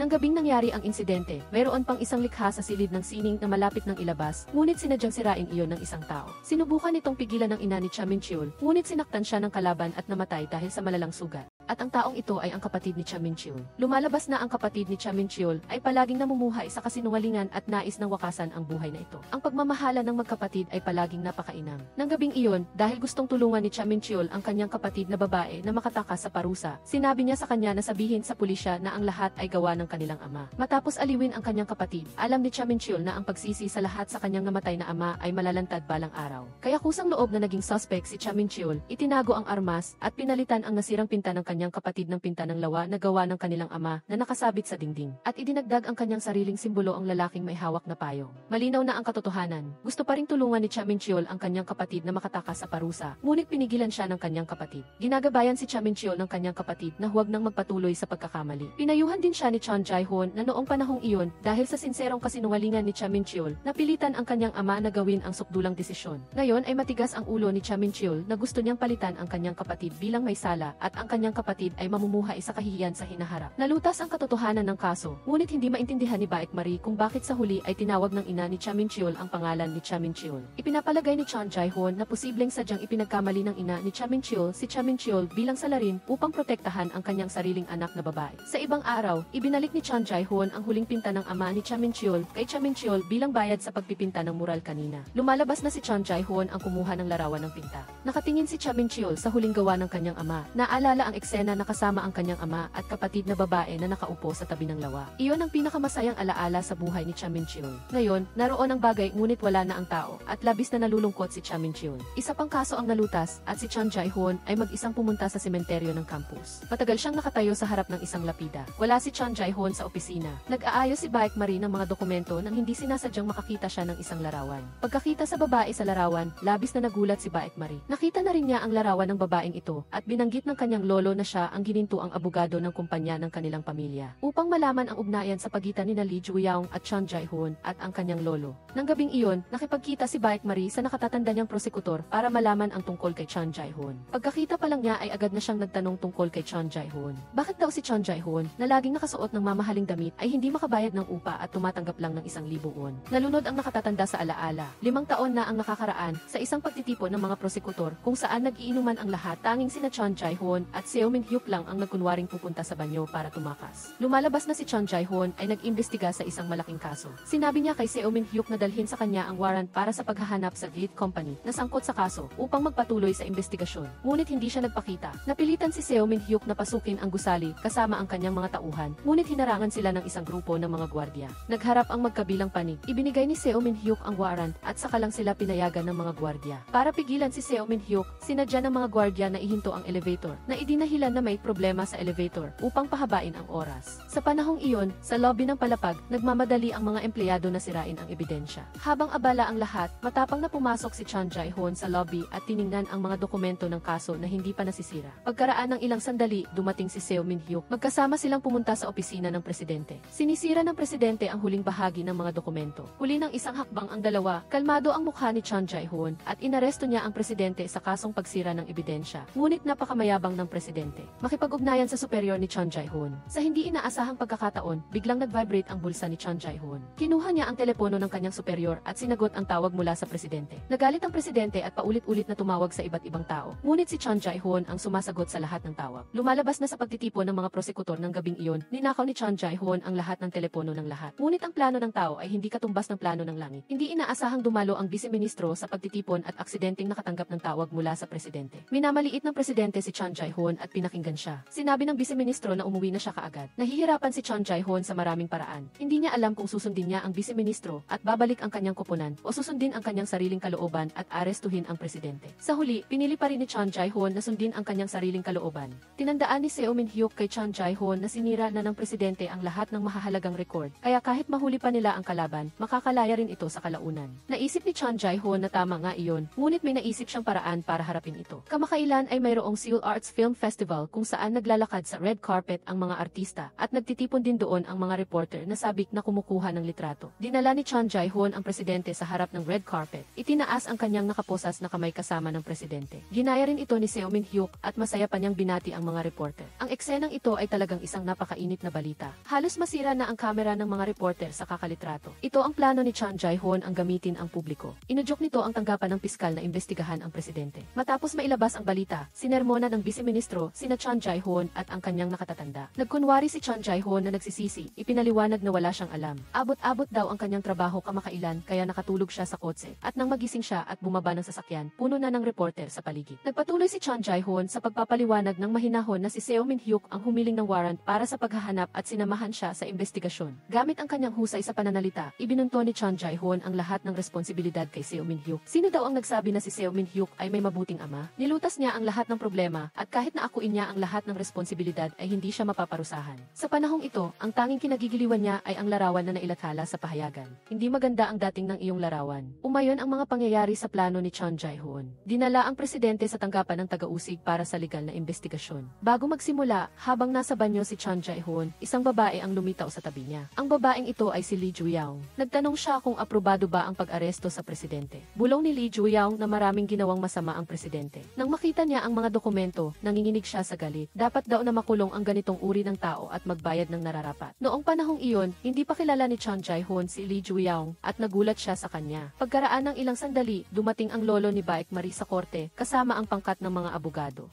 Naroon din sa Team 5 ang ama ni Seo Min-hyuk at si Lee Ju-young. Ipinagtanggol ni Lee Ju-young ang presidente. Labis na nagulat si Chon Jae-hoon nang makita siya. Masigasig na ipinagtanggol ng kabilang panig ang presidente. Matapos ang matinding pagtatalo, pareho silang nagkaroon ng malalim na impresyon sa isa't isa. At ang resulta ng pagdinig sa korte ay ang pagbasura sa kahilingan para sa pagkulong sa presidente. Bagaman nanalo sila, mukhang napapagod si Lee Ju-young. Hindi siya nasiyahan sa desisyon. Pagkatapos ng pagdinig sa korte, pinuntahan ni Chon Jae-hoon si Lee Ju-young na iniisip na ang paghihikayat na ibinigay niya sa kanya noon ay puro paimbabaw lamang. Inanyayahan ni Lee Ju-young si Chon Jae-hoon na uminom ng kape sa vending machine. Ipinaliwanag na ang mga sinabi niya noon ay totoo. Naniniwala siya na ang tao ay dapat talagang sumailalim sa parusa ng batas. Pero sa kasamaang palad, abogasya ang kanyang propesyon. Napilitan si Lee Ju-young na humingi ng paumanhin sa kanyang pagtulong sa presidente. Hindi nawala ng pag-asa si Chon Jae-hoon, determinadong papanagutin niya ang presidente. Sumigla si Lee Ju-young at tumaya kay Chon Jae-hoon na ang matatalong panig sa kaso ay dapat mag-imbita sa mananalong panig na uminom. Sa huli, pinakiusapan niya si Chon Jae-hoon na manalo sa kaso. Ngunit bilang abogado, kailangan din niyang gawin ang lahat ng makakaya niya. Kaya ganoon na lang ang pagkakakilala ng dalawa. Sa law firm, nagre-report si Lee Ju-young. Ang mga tao sa Gate Construction ay napakakuryoso tungkol sa background ni Chon Jae-hoon.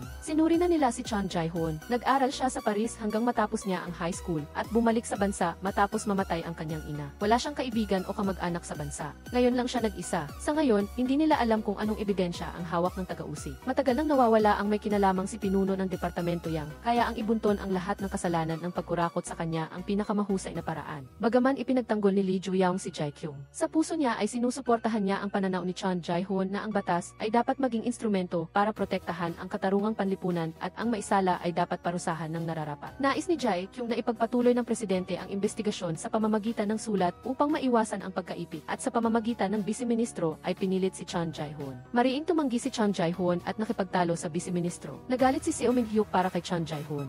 Nagparusa sila ng masamang tao, hindi sila dapat pinipigilan at pinupunan ng ganito. Malaki rin ang sama ng loob ng nakatatanda. Lihim niyang kinuha, kasama ang grupo ni Chon Jae-hoon, ang kahilingan para sa pagpapatawag sa presidente. Ngunit isang pagkakataon lang iyon at kailangang samantalahin ito ng husto ni Chon Jae-hoon. Sigurado si Chon Jae-hoon sa kanyang tagumpay. Hindi nagtagal, dinala ni Lee Ju-young ang presidente sa investigasyon. Ibinunto ng presidente ang lahat ng responsibilidad kay pinuno ng Departamento Yang. Binago ni Chon Jae-hoon ang kanyang mga salita. Tinanong ang presidente kung bakit niya pinauwi si pinuno ng Departamento Yang. Hindi inamin ng presidente ang akusasyong ito. Ang huling tawag ni pinuno ng Departamento Yang ay sa presidente. Ipinaliwanag ng presidente na dati ay nagnanakaw ng sweldo si pinuno ng Departamento Yang. Para humingi ng tawad sa kanya ang tawag na ito. Tiningnan ulit ni Chon Jae-hoon ang kasaysayan ng transaksyon ng presidente. Ipinakita nito na ang presidente ay naglipat ng pera sa asawa ni pinuno ng Departamento Yang. Hindi man lang kinabahan ang presidente. Ito raw ay pera para sa pagdalaw sa pamilya ng empleyado na nawawala. Para kay Chon Jae-hoon, walang saysay ang mga dahilan na ito dahil nakuha niya ang recording kung saan kinumbinsi ng presidente si pinuno ng Departamento Yang na akuin ang kasalanan. Sa recording, nagmamakaawa si pinuno ng Departamento Yang sa presidente at inamin ng presidente na tutulungan niya itong alagaan ang kanyang pamilya. Pinuntahan ni Chon Jae-hoon si pinuno ng Departamento Yang at pinayuhan siya na kahit pa siya mamatay, hindi nito masosolusyonan ang lahat ng problema. O kaya ibumalik at tumanggap ng parusa kasama ang presidente. Nasa kamay ni pinuno ng Departamento Yang ang pagpipilian. Sinimulan na sa interrogation room ang pagplay ng recorded evidence. Sa wakas, nataranta ang presidente. Sa pagkakataong ito, kahit si Lee Ju-young ay hindi na siya maililigtas. Agad na dinala ang presidente. Kasabay nito, dumating din si pinuno ng Departamento Yang. Nang makita niya si pinuno ng Departamento Yang, nakahinga siya ng maluwag. Buhay pa si pinuno ng Departamento Yang, kaya hindi maitatatag ang kanyang kaso. Ngunit si pinuno ng Departamento Yang ay dumating at nagbigay ng maraming impormasyon sa loob. Sa huli, nahuli pa rin ang presidente. Nang gabing iyon, inanyayahan ni Lee Ju-young si Chon Jae-hoon na uminom. Napansin niyang medyo kakaiba si Chon Jae-hoon. Maraming street food na hindi pa niya natikman. Tungkol sa kasong ito, may isang tanong si Lee Ju-young kung hindi niya mapapayagan si pinuno pinuno ng departamento yang na bumalik, hahayaan ba niya si pinuno ng departamento yang na umalis na lang? Sumagot si Chon Jae-hoon na wala siyang kakayahang magdesisyon para sa ibang tao. Magagawa lang niya kung ano ang nasa kanyang abot kaya. Pagkatapos magsalita, pilit na inaaral ni Chon Jae-hoon kung paano kumain ng isda. Pinagsasabihan siya ni Lee Ju-yaong ng ilang beses. Bihira lang humiti si Chon Jae-hoon. Ito ang unang beses na nakita ni Lee Ju-yaong si Chon Jae-hoon nang umiti. Pagkatapos uminom, sabay silang umalis. Biglang tinawag ni Lee Ju-yaong si Chon Jae-hoon. Tinanong kung gusto niyang magkaroon ng relasyon. Walang planong makipag-date si Chon Jae-hoon, ngunit tila gusto na ni Lee Ju-yaong. Tinanong niya si Chon Jae-hoon tungkol sa susunod na plano ng investigasyon. Ipinahayag ni Chon Jae-hoon na ang kanyang plano ay hindi lamang tumigil sa presidente. Sa simula pa lang, ang kanyang layunin ay imbestigahan ang daloy ng lihim na pondo. Sinimula ni Chon Jae-hoon at ng kanyang mga kasamahan ang isang mahirap na investigasyon. Isang araw, nag-cruise muli ang landas ni Chon Jae-hoon at Lee Ju-yaong sa vending machine ng kape. Pinatawa ulit ni Lee Ju-yaong si Chon Jae-hoon. Ito ang ikalawang beses na nakita niya si Chon Jae-hoon nang umiti. Diretsahan niyang tinanong si Chon Jae-hoon kung sa ikatlong beses na mapatawa niya ito, gusto ba nilang mag-date? Sa puntong ito, tinanong ng nakatatanda kung may gusto ba si Baek Marie kay Chon Jae-hoon. Mabilis itong itinanggi. Pagkatapos ay tinanong niya ang pag-unlad ng kasong iyon. Noon, nanahimik ang presidente hanggang sa huli. Nanatili ring matatag si Chon Jae-hoon sa pamamagitan ng pagtatanong kay pinuno ng departamento yang. Nalaman ni Chon Jae-hoon na sa bawat paglilinis ng pera ni pinuno ng departamento yang, nakikipagkita siya sa kabilang panig sa isang tiyak na lugar. Kinukuha ni pinuno ng departamento yang ang cash mula sa kotse ng kabilang panig at hindi niya kailanman nakita ang kanilang mukha. Kaya't binaligtad ni Chon Jae-hoon ang sitwasyon. Hindi kilala ni pinuno ng departamento yang ang kabilang panig, ngunit siguradong kilala ng kabilang panig si pinuno ng departamento yang. Kinabukasan, ipinatawag ni Chon Jae-hoon ang lahat ng kilalang kriminal sa lugar at pinakita sa kanila ang isang album ng mga larawan, pinagmamasdan ang kanilang reaksyon. May isang tao na nagpakita ng kakaibang reaksyon nang makita ang larawan ni pinuno ng departamento yang na naghinala kay Chon Jae-hoon. Agad na pinigil ni Chon Jae-hoon ang lalaki at tinanong kung kilala niya si pinuno ng departamento yang. Sinuri ni Chon Jae-hoon ang criminal record ng lalaki at sinabing kung makikipagtulungan ito, tatanggalin niya ang lahat ng mansa sa record. Hindi na kayanan ng lalaki ang tukso at mabilis na inamin ang lahat. Ang huling beses daw niyang nakita si pinuno ng departamento yang ay ilang buwan na ang nakakaraan. Dati, nagkita sila ni pinuno ng departamento yang sa napagkasunduang lugar. Ngunit ng pagkakataong iyon ay nagmadali si pinuno ng departamento yang na makipag-ugnayan sa kanya. Sinabi sa kanya na dalhin ang pera sa isang Korean restaurant. Mahigpit na ipinagbili ni pinuno ng departamento yang sa kanya na huwag isara ang trunk ng kotse pagkatapos ilagay ang pera. Medyo kakaiba ang nakita niya at pagkatapos niyang ilagay ang pera, lihim niyang pinagmasdan. Pagkaraan ng mahabang paghihintay, may isang taong dumating at isinara ang trunk. Doon lang niya nakita ang plate number ng sasakyan na ang huling mga numero ay 3,866. Batay sa pahiwatig na ito, agad na nagsimula ang tanggapan ng taga-usig ng investigasyon. Sa kabilang banda, tinapos ni punong ministro Kim Yun-seop ang kanyang unang pagdinig. Ngayon ang kanyang kaarawan. Pagkatapos ng pagdinig, nagtipon siya kasama ang kanyang pamilya, nagtatamasa ng kasiyahan sa pamilya. Nang umalis ang ibang miyembro ng pamilya, saka lang lumitaw si Chon Jae-hoon at ibinigay ang regalong inihanda niya para sa kanyang ama. Nang lumingon siya, hindi sinasadyang natuklasan niya na ang plate number ng kotse ng kanyang ama ay 3,866.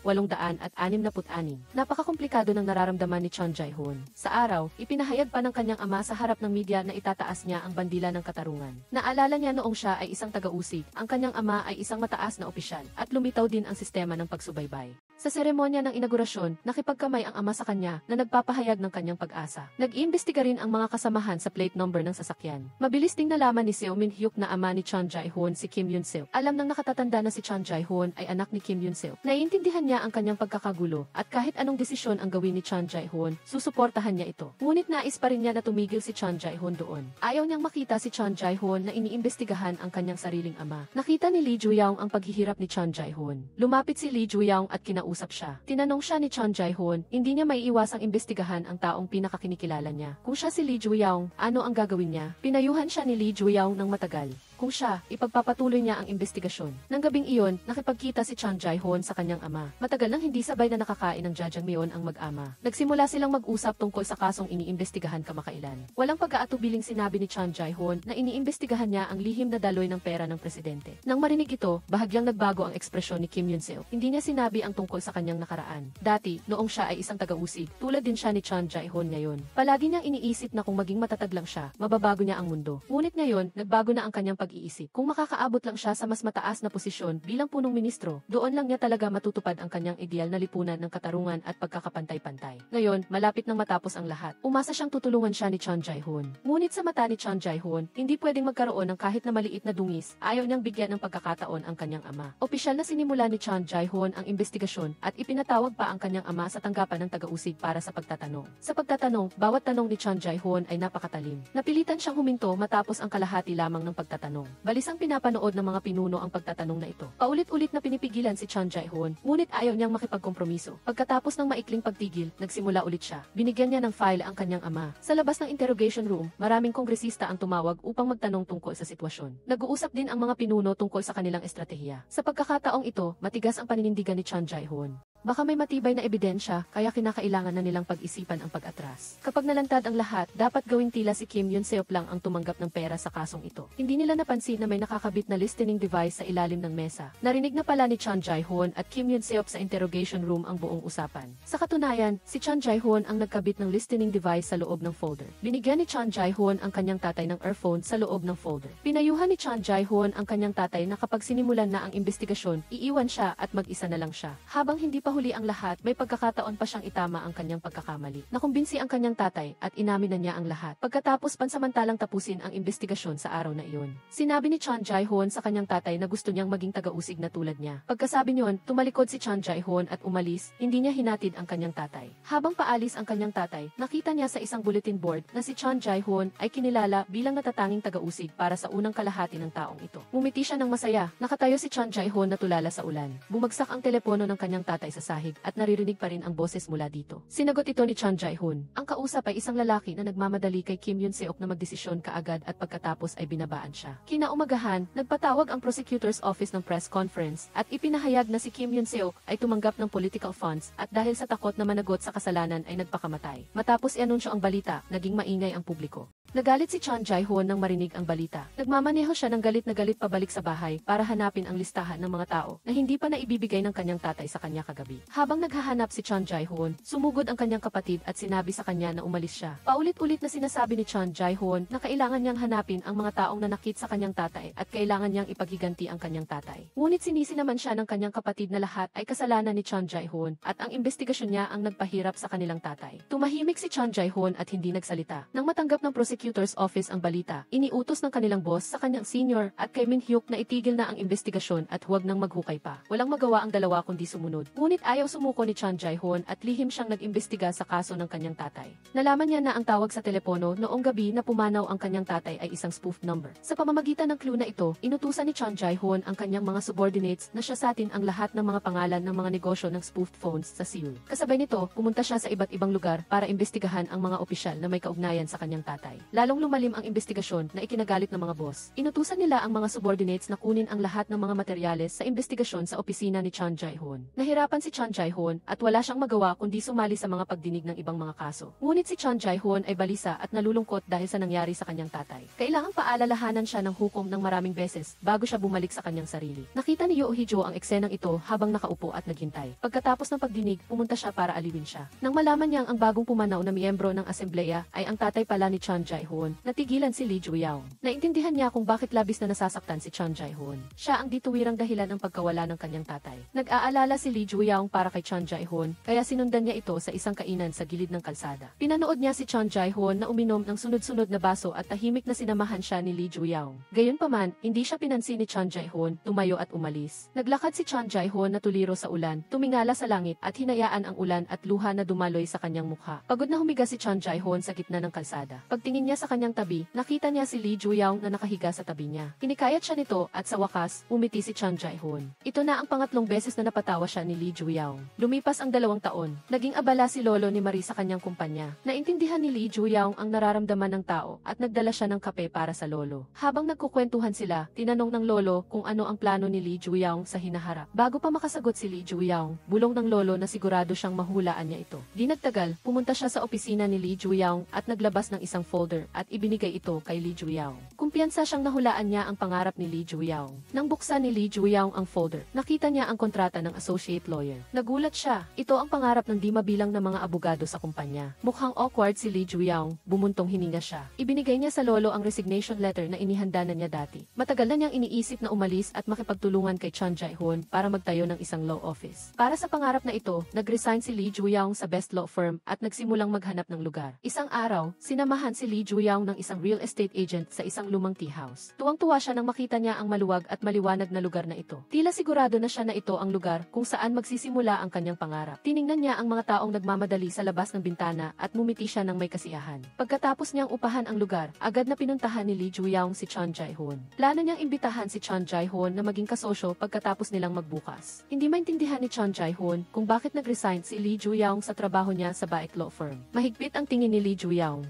Sinabi niya na natatakot siya na pag-alis ni Chon Jae-hoon sa prosecutor's office, wala na siyang mapupuntahan. Mas mainam kung mag-resign na lang siya bukas at magtrabaho na. Ngunit matigas si Chon Jae-hoon at sinabi niyang hindi siya magre-resign. Pagkatapos tingnan ang pagod na mukha ni Chon Jae-hoon, pinayuhan siya ni Lee Ju-young na huwag nang ipagpatuloy ang investigasyon at bumalik na lang sa kanyang buhay. Sa huli, sa loob ng 2 taon, wala naman siyang nakitang anumang clues. Hindi sumagot si Chon Jae-hoon. Hindi pa rin siya nawawala ng pag-asa. Pagkatapos niyang mag-upa ng bahay, naging abala si Lee Ju-young sa pagpapalamuti. Para matulungan si Chon Jae-hoon na mag-relax, dinala niya ito para bumili ng isda. Tiningnan ni Chon Jae-hoon ang seryosong hitsura ni Lee Ju-young habang pumipili at patuloy na nagrereklamo. Hindi niya maiwasang mapangiti at tiningnan siya ng may pagmamahal. Pagkatapos bumili ng isda, magkahawak kamay na naglakad ang dalawa sa gabi. Nagkwento si Lee Ju-young tungkol sa kanyang mga pangarap. Gusto niyang maging tulad ni Chon Jae-hoon na hindi nag-aalala sa pera at katanyagan. Gusto lang niyang hulihin ang mga masasamang tao sa isang gabi at mamuhay ng malaya. Gusto niyang magbukas ng law office at tanggapin ang mga kaso na gusto niya. Biglang nagbago ang tono ni Lee Ju-young. Tinanong niya si Chon Jae-hoon kung malaya ba siya o kung lagi siyang ginagambala ng nakaraan. Namula ang mga mata ni Chon Jae-hoon at yumuko siya. Hinawakan ni Lee Ju-young ang kamay ni Chon Jae-hoon at sinabi na sana ay ngumiti siya ng mas madalas dahil ang ngiti niya ay talagang nakakapanatag. Hindi pa nakakapagsalita si Chon Jae-hoon ng emosyonal. Nakatanggap na siya ng tawag mula sa kanyang subordinate. Dali-dali siyang tumalikod at umalis. Pagkatapos niyang asikasuhin ang kanyang trabaho, nakatayo si Chon Jae-hoon sa harap ng bintana at nag-iisip. Naisip niya ang sinabi ni Lee Ju-young at gumawa siya ng desisyon. Kinaumagahan, inimbitahan ni Chon Jae-hoon si Lee Ju-young na kumain sa isang restoran. Sinabi niya kay Lee Ju-young na totoo nga na palagi siyang nakatali sa nakaraan at ngayon ay gusto na niyang bumitaw. Pagkasabi niyon, lumuhod siya sa isang tuhod at nag-propose kay Lee Ju-young. Umiti si Lee Ju-young at walang pag-aalinlangang ibinigay ang kanyang kamay. Isinuot ni Chon Jae-hoon ang singsing. Niyakap nila ang isa't isa at umiyak sa kaligayahan. Kinabukasan, natanggap na ni Lee Ju-young ang kanyang lisensya. Pumunta siya sa Baek Law Firm para magpaalam. Habang papaalis siya, nabangga niya ang isang dumadaan at nahulog ang mga folder nilang dalawa sa sahig. Pinulot ni Lee Ju-young ang mga folder at ibinalik sa tao. Pagkatapos niyang ayusin ang kanyang mga gamit, sinamahan siya ni Lolo ni Marie hanggang sa labas. Nalulungkot pa rin siya na aalis ang kanyang gintong abogado. Sinabi niya kay Lee Ju-young na kung may pagkakataon, pwede siyang bumalik anumang oras. Umiti si Lee Ju-young at nagpaalam sa kanya. Sa parehong sandali, kinuha ng dumadaan na nabangga ni Lee Ju-young ang folder at ibinigay sa isang misteryosong tao. Naputol ang dila ng kausap. Nasa loob pala ng folder ang lisensya ni Lee Ju-young. Nagmadaling makipag-ugnayan ang dumadaan sa isang subordinate para kunin ang folder. Noong gabi bago ang peligro, sinalubong ni Lee Ju-young ang kanyang unang kliyente, si Samujang. Pagpasok pa lang ni Samujang, tinanong niya agad kung magkano ang bayad sa abogado. Napansin ni Lee Ju-young ang paghihirap ni Samujang at sinabi sa kanyang huwag mag-alala at mura lang ang bayad. Pagkarinig nito, sinabi ni Samujang ang kaso na kailangan niyang ipasa. Sila ay hindi nababayaran ng kanilang sahod. Pagkatapos ng konsultasyon,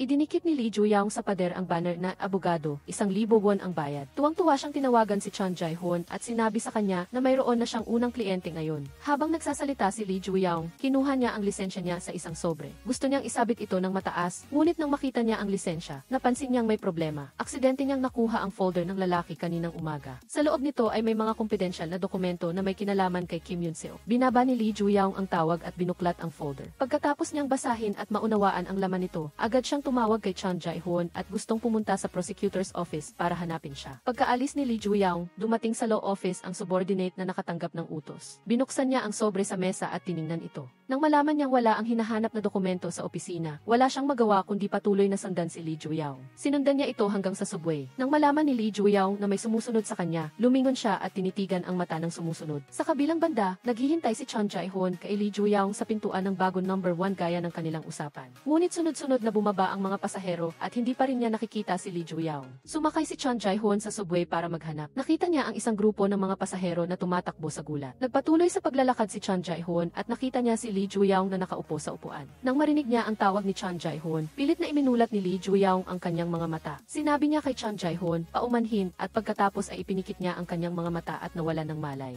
Hindi nagtagal at dumating ang ambulansya. Ginawa ng mga doktor ang lahat para iligtas si Lee Ju-young, ngunit hindi pa rin siya nabuhay. Nahihirapang lumapit si Chon Jae-hoon kay Lee Ju-young. Tiningnan niya ang singsing sa kamay ng kanyang minamahal at pilit na pinigilan ang kanyang mga luha. Hinawakan niya ang kamay ni Lee Ju-young, kinuha ang singsing ni Lee Ju-young Juyaong at isinuot sa sariling kamay. Nangako siyang ipaghihiganti si Lee Juyaong. Kinabukasan, kusang sumuko ang suspect sa istasyon ng pulisya. Agad na pinuntahan ni Chon Jae-hoon ang kanyang senior at hiniling sa kanya na sabihin sa ministro na gusto niyang kunin ang kasong ito. Hindi siya susuko sa investigasyon, anuman ang pagtutol ng kanyang mga nakatataas. Nang umalis si Chon Jae-hoon sa prosecutor's office, nakita niya ang suspect na dinadala. Nagkatitigan silang dalawa ng ilang sandali. Pagkatapos makita ang ekspresyon niya, sinabi ni Chon Jae-hoon, "Wala pa akong nakilalang tulad mo. Hindi ikaw ang gumawa nito." Isang araw, pumunta si Chon Jae-hoon sa law office ni Lee Juyaong. Gusto niyang makita ang pangarap ni Lee Juyaong. Ngunit nang makita niya ang gintong isda na lumalangway sa tangke, naalala niya ang sitwasyon noong bumili si Lee Juyaong ng isda. Namula ang kanyang mga mata, pilit niyang pinigilan ang kanyang mga luha. Nang makita niya ang banner na may nakasulat na ay 1,000 won ang bayad, naalala niya ang gabing iyon kung saan ibinulong ni Lee Juyaong ang pangarap niyang kalayaan sa kanyang tainga, kasabay ng payo na bumitaw na siya sa nakaraan. Kumuha si Chon Jae-hoon ng 1,000 won at inilagay sa garapon. Sa wakas, bumagsak siya at umiyak. Si Lee Juyaong ay laging siyang ilaw at kaligtasan ni Chon Jae-hoon. Ngunit ngayon ay nawala na sa kanya ang ilaw na iyon. Ang daan mula ngayon ay magiging mahirap. Sino pa ang makakasama niya? Sa sandaling iyon, dumating si Samujang, ang kanyang kliyente, para magtanong kung 1,000 won nga ba talaga ang bayad sa abogado. Sinakay ni Chon Jae-hoon ang kanyang salamin sa mata. Mula noon, naging abogado na siya na may bayad na 1,000 won. Bumalik ang oras sa kasalukuyan. Pagkatapos marinig ang kwento ni Chon Jae-hoon, hindi na mapigil ni Marie ang pag-iyak. Pagkaraan ng ilang sandali, tinawag si Chon Jae-hoon para ihatid si Marie pa uwi. Habang nasa daan pa uwi, tinitigan siya ni Marie nang may pagmamahal sa buong biyahe, kaya nag-aalala si Chon Jae-hoon. Kinaumagahan, naging masikap si Marie. Inako niya ang responsibilidad sa paggawa ng kape para kay Chon Jae-hoon. Napakahiwaga nito para kay Chon Jae-hoon. Pilit lang niyang iginiit na siya mismo ang magtimpla ng kape, habang tinatamasa ni Chon Jae-hoon ang lasa ng kape. Kaya pinainis niya si Marie hanggang sa bumalik ito sa dati niyang anyo ang mayabang at walang pasensya niyang sarili bago siya tumigil. Nakita ni Marie si Samujang na nagbabrowse sa isang website ng mga lumang sasakyan. Lumabas na ngayon ang huling araw ng kanyang matagal ng sasakyan. Kaya, dahil kamakailan lang siyang nabayaran, nag-order si Samujang ng isang bagong sasakyan. Mag-ingat si Marie sa mga online scams. Nalaman ni Chon Jae-hoon na pupunta si Samujang para bumili ng sasakyan at sinabi niya na baka magamit siya ng isang scammer. Mag-isa si Samujang na pumunta sa isang lumang parke ng kotse upang tingnan ang kotse. Sa katunayan, ginamit siya. Hindi lang siya na-scam para bumili ng mas mahal na kotse, kundi pumirma rin sa isang nakamamatay na installment contract. Ang pinakamasama ay habang masaya siyang nagmamaneho pa uwi, nasira ang bagong kotse sa kalagitnaan ng kalsada. Mukhang maputla siya at walang luha. Hindi alam ni Samujang na ang mabait na kapatid na nagbenta sa kanya ng kotse ay miyembro pala ng isang kilalang grupo ng mga scammer ng ginamit na kotse sa Seoul. Matagal na silang pinapansin ng prosecutor's office. Habang kumakain sina Chon Jae-hoon at Marie, sabay silang kumain. Nagsimulang magboluntaryo si Marie na ayusin ang mga chopstick at patuloy na naging napakabait kay Chon Jae-hoon na hindi na niya makayanan. Bigla na lang naging mabait si Marie sa kanya, ngunit tila mas nakakatakot pa ito kaysa sa kanyang masamang ugali. Seryoso niyang tinanong si Marie kung naramdaman ba niya na pagkatapos niyang matapos ang 2 buwang internship dito, hindi siya tatanggapin sa ibang lugar, kaya nagsimula siyang maging mabait sa kanya. Naniniwala si Chon Jae-hoon sa kanyang hinuha. Kahit may 100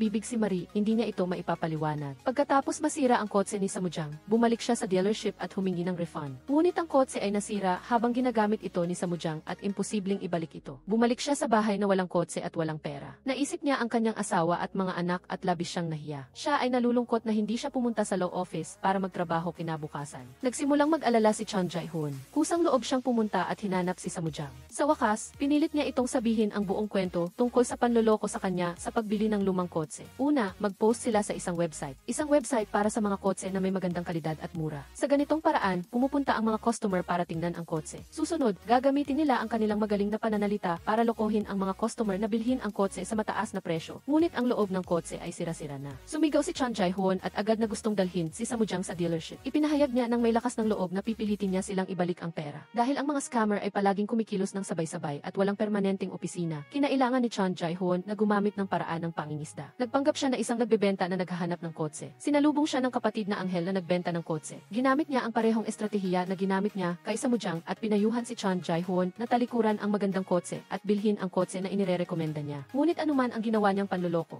gusto niyang patunayan na hindi maganda ang kalidad ng sasakyang pang test drive. Hindi binitawan ni Chon Jae-hoon ang sasakyan at iginiit na bibilhin niya ang sasakyang iyon. Hindi pa nakakakita ang nagbebenta ng kotse ng ng ganoong klaseng baliw na customer. Nang makita niyang hindi na gumagana ang kanyang panloloko, nagkunwari siyang tumatawag sa kanyang boss at lihim na tumakbo palayo. Napansin ni Chang Jae-hoon na tumakbo siya palayo, kaya hinabol niya ito, ngunit natumba siya sa kalagitnaan ng daan. Nang makita ito ng nagbebenta ng kotse, bumalik siya para asarin siya. Ngunit ang ginawa niya ay nagpaalit ng galit kay Marie, isang baliw na tagahanga ni Chang Jae-hoon. Dali-dali niyang pinulot ang sapatos ni Chang Jae-hoon na nahulog at ibinato sa ulo ng nagbebenta ng kotse. Tumama ang sapatos sa kanyang ulo. Ngayon, tiyak na tutulungan niya si Chang Jae-hoon na bilhin ang kotseng ito. Nahuli ang nagbebenta ng kotse. Tapat niyang sinabi na hindi niya maaaring ibenta ang kotseng iyon. Ito ay ginagamit lang bilang pain. Kung mabebenta ang kotse, hindi siya patatawarin ng boss ng organisasyon. Para kumbinsihin si Chang Jae-hoon, nagkunwari ang nagbebenta ng kotse na nagmamakaawa. Dahil sa napakahusay niyang pag-arte, nag-alinlangan si Samujang at Marie. Si Chang Jae-hoon lang ang nanatiling walang emosyon. Ngunit sa huli, pumayag pa rin si Chang Jae-hoon. Papalayain niya ang nagbebenta ng kotse sa isang kondisyon. Tutulungan siya nitong maging isang nagbebenta ng ginamit na kotse. Wala siyang magawa kundi dalhin si Chang Jae-hoon at Marie sa boss para mag-ulat. Sinabi niyang si Chang Jae-hoon ay ang kapatid niya mula sa probinsya na gusto ring sumali sa organisasyon para kumita ng pera. Walang emosyon na tiningnan ng boss si Chang Jae-hoon.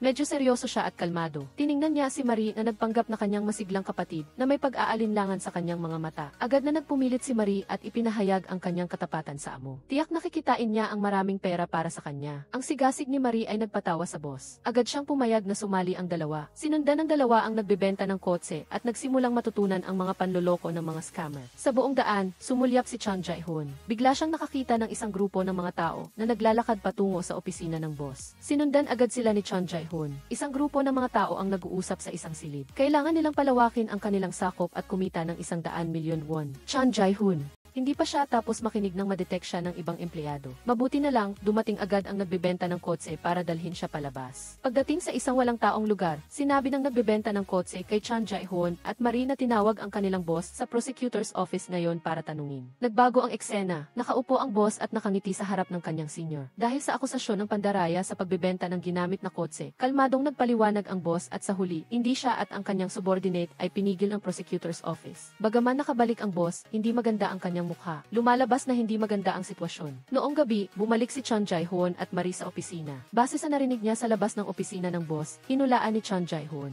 Ang boss ay hindi ang totoong pinuno ng scamming organization. Siya ay nasa mid-level na posisyon lamang. Iyon ay dahil naghahanda siyang mangolekta ng 100,000,000 won para ibigay sa kanyang mga nakatataas. Mukhang mas malaki ang scamming network kaysa sa inaakala ni Chang Jae-hoon noong una. Kaya kailangan nilang humiram ng kapangyarihan mula sa taga-usig. Kinaumagahan, inilabas ng boss ang larawan ng isang kotse at tinanong ang lahat ng mga scammer kung sino ang makakagamit ng kotseng ito para mang-scam ng 100,000,000 won. Walang nangahas na sumagot, si Chang Jae-hoon lang ang kumpiyansa na kinuha ang misyon. Ang mas nakakatuwa pa, dumating si Seo Min-hyuk sa dealership ng ginamit na kotse ngayon at gustong bumili ng isang racing car. Ginamit ni Chang Jae-hoon ang eksaktong parehong panloloko na ginamit ng nagbebenta ng kotse. Matagumpay niyang naibenta ang nasirang kotse kay Seo Min-hyuk. Pagkatapos umalis ni Seo Min-hyuk, bumalik siya na may ibang kotse. Lumabas na ngayon din pala ang araw ng operasyon ng mga taga-usig. Nagulat si Seo Min-hyuk na makita si Chang Jae-hoon at talagang naisip niya na nagtatrabaho rin ito bilang nagbebenta ng ginamit na kotse. Ang kanyang senior lang ang nakangiti sa kanyang tabi. Lumabas na tumawag si Chang Jae-hoon sa kanya noong nakaraang gabi at humingi ng pakikipagtulungan sa operasyon ng pangingisda ngayon. Nang ibigay ni Chang Jae-hoon ang 100,000,000 won sa boss, naglagay siya ng tracking device. Pagkaalis ng boss na dala ang pera, sinimulan na siyang sundan ng grupo ng senior. Habang sinusundan, sinabi ng senior kay Seo Min-hyuk na nakikipagtulungan sila kay Chang Jae-hoon. Hindi niya ito sinabi kay Seo Min-hyuk noon.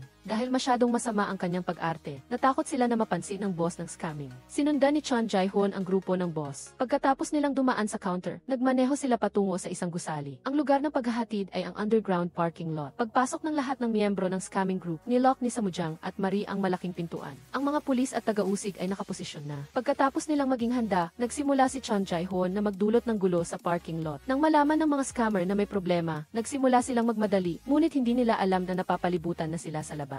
Pagkatapos tulungan ang pulis na sirain ang scamming organization, nabawi ni Samujang ang kanyang orihinal na sasakyan. Naghihintay na lang siya para makabalik at makapagsimula na sa daan. Bagamat luma na, masaya pa rin itong i-drive. Masaya ang tatlo at nagmaneho ng diretso sa isang kainan. Ngayon, kailangan nilang kumain ng busog na busog. Kinaumagahan, isang lalaking nakasuot ng mamahaling damit ang dumating sa law office. Nang makita siya ni Chang Jae-hoon, dahan-dahang kinuyom ang kamay niyang may suot na singsing ni Lee Ju-yaong. Tila nakilala na ni Chang Jae-hoon kung sino ang lalaking ito. Umupo si Chang Jae-hoon Jae-hoon sa tapat niya at tinanong siya kung anong kaso ang gusto niyang ipasa. Hindi sinabi ng lalaki ang detalye, kundi inihagis lang ang isang paper bag at sinabi na ang mga taong gumagawa ng malalaking bagay ay laging may problema sa nakaraan na kailangan nilang ayusin. Umiti si Chon Jae-hoon, tinanggap ang kaso at humingi ng ihi ng lalaki. Binuksan ng lalaki ang kanyang pitaka at pumili ng isang peking bee mula sa loob nito. Nang makita niya na walang pag-aalinlangan si Chon Jae-hoon, nakahinga siya ng maluwag. Mula nang pumasok siya sa pinto, nagpakita na siya ng mayabang na ugali. Tinuligsan niya ang bawat salita at sinabi na napakamiserable ng law office. Kaya, nang singilin siya, sinabi ni Chon Jae-hoon na ang bayad sa abogado sa pagkakataong ito ay 1,000 won bawat segundo. Hindi niya inaasahan na walang pakialam ang lalaki. Pagkaraan ng ilang sandali, umalis siya sa law office. Sa sandaling ito, kinuha ni Marie ang key ng lalaki na kakaprint lang niya. Nalaman niyang may error ang printer. Hindi ma-print ang larawan at sa halip ay isang itim na marka lang. Nang makita ang itim na marka, agad na naaalala ni Chon Jae-hoon ang taong pumatay kay Lee Ju-young sa subway. Bagamat nakasuot ng itim na maskara ang salarin at isang mata lang ang nakita niya pa rin ito. Hindi malilimutan ni Chon Jae-hoon sa kanyang buhay. Ang lalaking pumunta sa law office ngayon ay mayroong eksaktong parehong tingin sa mata tulad ng salarin. Tumakbo siya sa pinto para pigilan siya, ngunit wala na siya. Pagbalik ni Chon Jae-hoon sa law office, kinumpirma na ni Samujang at Marina ang impormasyon at numero ng telepono sa si ng lalaki ay peke. Niloko sila. Naiinis si Marie at sinabing gusto niyang tingnan ang kamera para hanapin ang scammer. Nagising si Chon Jae-hoon sa sinabi niya. Pumunta siya sa convenience store sa kanto at nakuha ang footage ng kamera noong umalis ang lalaki. Ngunit nakita lang sa kamera ang ibabang bahagi ng katawan niya. Noong gabi, pumasok siya sa gubat at sinunog ang peking bee. At tumawag siya sa misteryosong tao para magulat at sinabing mukhang hindi siya nakilala ni Chon Jae-hoon at sinabi sa kausap na huwag mag-alala. Mula nang dumating ang lalaki, laging tensyonado si Chon Jae-hoon. Kahit natutulog lang siya sa opisina, nananaginip pa rin siya ng masama. Napansin ni Marie ang kakaibang pag-ugali niya. Naalala niya ang sinabi ng kanyang senior na ang pinakamalaking pag-aalala sa puso ni Chon Jae-hoon ay hindi ang taong pumatay sa kanyang tatay, kundi isang iba pang kinamumuhian na tao. Sinasabi sa kanya ng kanyang intuition na ang mga emosyon ni Chon Jae-hoon sa ngayon ay may kinalaman sa pag-aalalang ito. Kaya, noong gabi pag-uwi niya, sinundan niya si Chon Jae-hoon, ngunit hindi nagtagal ay napansin siya ni Chon Jae-hoon. Pumunta ang dalawa sa isang kainan sa gilid ng kalsada at umupo. Tapat na nagsalita si Marie.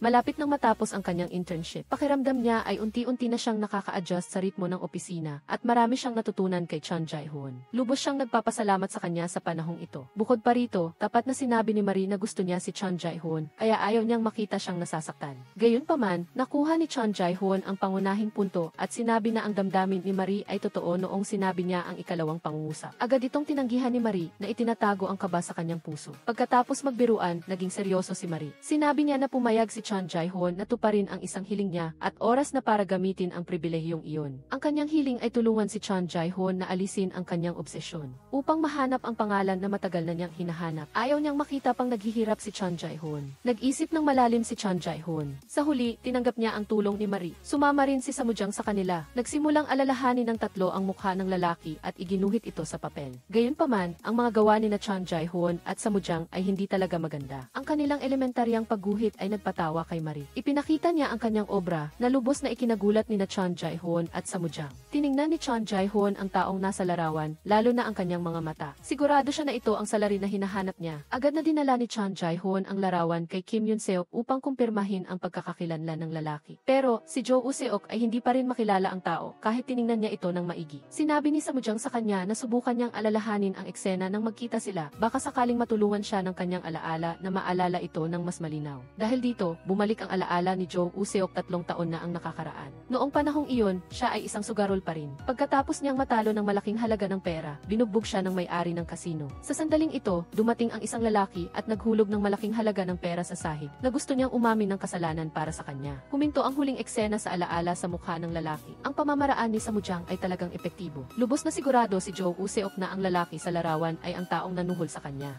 Noong taon na iyon, matapos makuha ang kumpirmasyon ni Jo Woo-seok, ginamit ni Chon Jae-hoon ang kanyang koneksyon para malaman ang lokasyon ng sugalan at agad na pinangunahan ang kanyang grupo patungo rito. Sa pagbagsak ng dilim, sa wakas ay narating ng tatlo ang malaking pintuan ng kasino. Matapos dumaan sa mahigpit na inspeksyon, nakarating ang grupo ni Jae-hoon sa isang mataong eskinita na tinatawag na Neverland. Doon, napakaraming tao ang nagdaraan at ang mga lamesa ng pustahan ay nakahanay sa magkabilang gilid ng kalsada. Ang mga sugarol ay lubos na nalulula at hindi makaalis. Pagkatapos maglakad-lakad ng ilang sandali, naramdaman ni Jae-hoon na kailangan na nilang kumilos. Ang panonood lang ng hindi sumasali ay madaling makatawag ng hinala. Pagkasabi niyon, kumuha si Jae-hoon ng isang tumpok ng 1,000 won mula sa kanyang bulsa. Ibinigay niya ito kina Jo Woo-seok at Baek Marie. Nagsimulang kumilos agad ang tatlo. Halos maubos na ni Baek Marie at Jo Woo-seok ang pera nila, ngunit nang tignan si Chun Jae-hoon, nanalo na siya ng isang tumpok ng pera. Hindi siya pumili ng tradisyonal na laro ng baraha. Sa halip ay pumunta siya sa isang water beetle betting table. Ang patakaran dito ay pakakawalan ng dealer ang water beetle. Hahayaan itong gumapang sa paligid at kung saang numero ito hihinto, mananalo ang tumaya sa numerong iyon. Napansin ni Jae-hoon na bago magsimulang magpusta ang dealer, may inilagay na kung ano sa water beetle table. Umiti siya, tila nalaman na niya ang panlilinlang. Sa sumunod na mga taya, si Jae-hoon ay laging nakakakuha ng tamang numero na ginapangan ng water beetle. Nagkagulo na rin ang ibang tao. Ginawa kang ilaw ng gabay sa pagsunod kay Jae-hoon. Mabilis na natalo ang dealer ng malaking halaga ng pera. Nakita ng nasa likod ng kasino ang senaryong ito sa kamera at agad na ipinatawag ang kanyang mga tauhan upang anyayahan si Jae-hoon sa opisina. Binigyan nila sila ng isang tumpok ng pera at pinalayas. Si Jae-hoon, na nakasuot ng salamin, ay mukhang puno ng karisma. Tinanggihan niya ang maliit na benepisyong ito. Pagkatapos ay nagbigay siya ng ibang kondisyon ng pagpapalit. Kung sasabihin sa kanya ng kingpin ng kasino ang impormasyon tungkol sa lalaki sa litrato, aalis siya ng walang anumang pera. Nag-isip sandali ang kingpin at diretsong sinabi na hindi niya rin alam ang pagkakakilanlan ng lalaking ito. 3 taon na ang nakakaraan ay nakatanggap lang siya ng isang tawag sa telepono at sinabi ng tumawag na bigyan siya ng konsiderasyon. Binigyan niya siya ng pagkakataong tubusin ang isang may utang. Pagkatapos, nakuha ni Chun Jae-hoon ang impormasyon ng tumawag na siyang kilala niyang gangster. Pinuntahan ni Jae-hoon ang gangster at nalaman niya na, sa katunayan, kamakailan lang ay nakipag-ugnayan sa kanya ang lalaking ito na gustong pigilan si Kim Sung-wook na dumalo sa isang event, ngunit bago pa man siya makakilos, kinansela na ng lalaki ang plano. Nagpatuloy si Jae-hoon sa pagtukoy ng bagong mahalagang lokasyon at nakuha niya ang address ng event hall. Sa kabilang banda, iniimbestigahan din ni Min Hyuk at ng kanyang senior ang kaso ni Kim Sung-wook. Sinuri nila ang mga kamera at natukoy ang kahina-hinalang sasakyan na sinakyan ng salarin. Sa huli, natuklasan nila ang isang sasakyang halos magkapareho sa isang paradahan. Ayon sa may-ari ng paradahan, 3 araw nang nakaparada ang sasakyang ito doon. Nagbantay si Min Hyuk at ang kanyang senior. Habang nagbabantay, napansin ng senior na may sumakay sa sasakyan. Agad na nakipag-ugnayan ang senior kay Min Hyuk, ngunit hindi ito sumasagot. Sa kritikal na sitwasyon, hindi na maaaring magpatumpik-tumpik ang senior. Wala siyang choice kundi sundan ang lalaki. Mabilis na napansin ng lalaki na may sumusunod sa kanya at agad niyang nalagpasan ang senior. Akala nila ay nabigo ang kanilang misyon, ngunit sa investigasyon, natuklasan ng pulisya ang isang lihamisang imbitasyon sa isang kaganapan. Inihanda ni Jae-hoon at ng kanyang grupo ang imbitasyon. Magpapakita sila sa kaganapan. Nang gabing iyon, nagmaneho sila ng van ng laundry shop papunta sa hall. Ngunit nang bumukas ang pinto ng van, pawang magagandang binata at dilag ang bumaba. Malinaw ang layunin ng tatlo, kailangan nilang hanapin ang lalaki sa larawan. Pagpasok pa lang nila sa hall, nakita agad ni Baek Marie ang kanyang ina. Pinuri ni Chun Jae-hoon ang kanyang ina ng ilang matatamis na salita, na lubos na nagpasaya sa kanya. Pagkaalis ni Jae-hoon, saka palang nagreklamo ang ina kay Marie. Sa wakas, nalaman din niya kung bakit labis itong nagpupumilit na mag-training sa maliit na opisina na iyon dahil pala naroon ang gwapong abogadong ito. Nang gabing iyon, nakuha rin ni Min Hyuk at ng kanyang senior ang imbitasyon para sa hall. Kung ikukumpara sa pagiging palihim ng grupo ni Jae-hoon, ginagap nila rin ang lalaking ito, ngunit sa mas bukas na paraan. Agad niyang ipinahayag ang kanyang pagkakakilanlan bilang taga-usig at nagtanong sa mga panauhin. Naghiwalay sina Jae-hoon at ang kanyang mga kasama para kumilos. Nakita nila ang anino ng isang tao na kahawig ng lalaking iyon. Agad siyang sumunod sa likuran ng lalaki at nakita niyang yumuko ito sa isang matandang lalaki na siyang lolo ni Baek Marie. Nagtago si Jae-hoon sa isang sulok upang hindi siya makita ng lolo at patuloy niyang sinundan ang lalaki. Nang matapos ang kaganapan at may fireworks display, sumama si Jae-hoon sa karamihan, ngunit nakatutok pa rin ang kanyang mga mata sa lalaking iyon. Naalala niya muli ang huling imahe ni Ju-yao.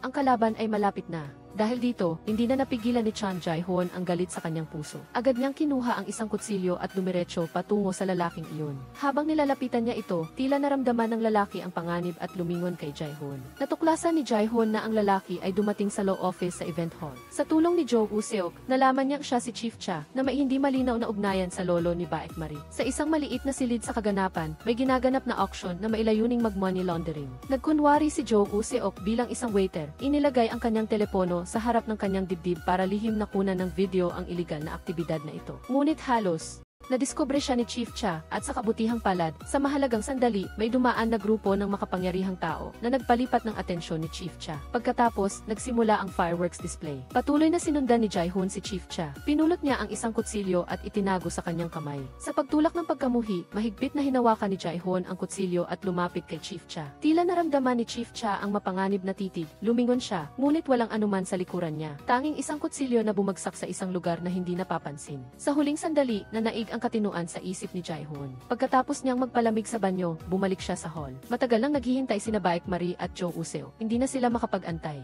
Ang pagtatangkang ikwento ang impormasyon na narinig nila kay Chon Jae-hoon. Nalaman nilang si Chief Cha ay nagtatrabaho sa VIC Corporation. Ang kanyang amo ay si Chairman Choi na nagsasalita sa entablado siya rin ang may-ari ng party na ito. Nagbibigay siya ng talumpati at paminsan-minsan ay ngumingiti. Biglang nanlaki ang mga mata ni Jae-hoon. Ang boses na ito ay hinding-hindi niya malilimutan. Ito ang boses ng mahalagang tao na narinig niya sa kaso ng kanyang ama at ni Jo Yaong noon. Isa na lang ang natitirang item sa auction ng gabing iyon at ito rin ang pinaka-espesyal. Ang magbibigay ng pinakamataas na bid ay makakasama sa hapunan si Chairman Choi. Hindi gusto ni Jae-hoon na palampasin ang pagkakataong ito. Agad siyang nagtaas ng singboard at sumigaw ng 100 milyon won. Para makakuha ng pagkakataong makalapit kay Chairman Choi, may mahalaga siyang kailangang kumpirmahin. Natapos ang auction at personal na nilapitan ni Jae-hoon si Chief Cha. Nagkagirian ang dalawa at sa huli ay napabagsak si Chief Cha. Kinuha niya ang kutsilyo, halos gusto niya nang tapusin ang buhay nito sa isang saksak. Ngunit sa gitna ng kanyang galit, narinig niya ang boses ni Jo Yaong na umalinggaw sa kanyang tenga. Sinabi niya noon na sana ay makita niyang umiti si Jae-hoon at sana ay maging isang taong may puso. Ibinagsak ni Jae-hoon ang kutsilyo at binalaan ang nakahandusay na si Chief Cha. Ang nagligtas sa kanyang buhay ay ang taong namatay sa kanyang mga kamay.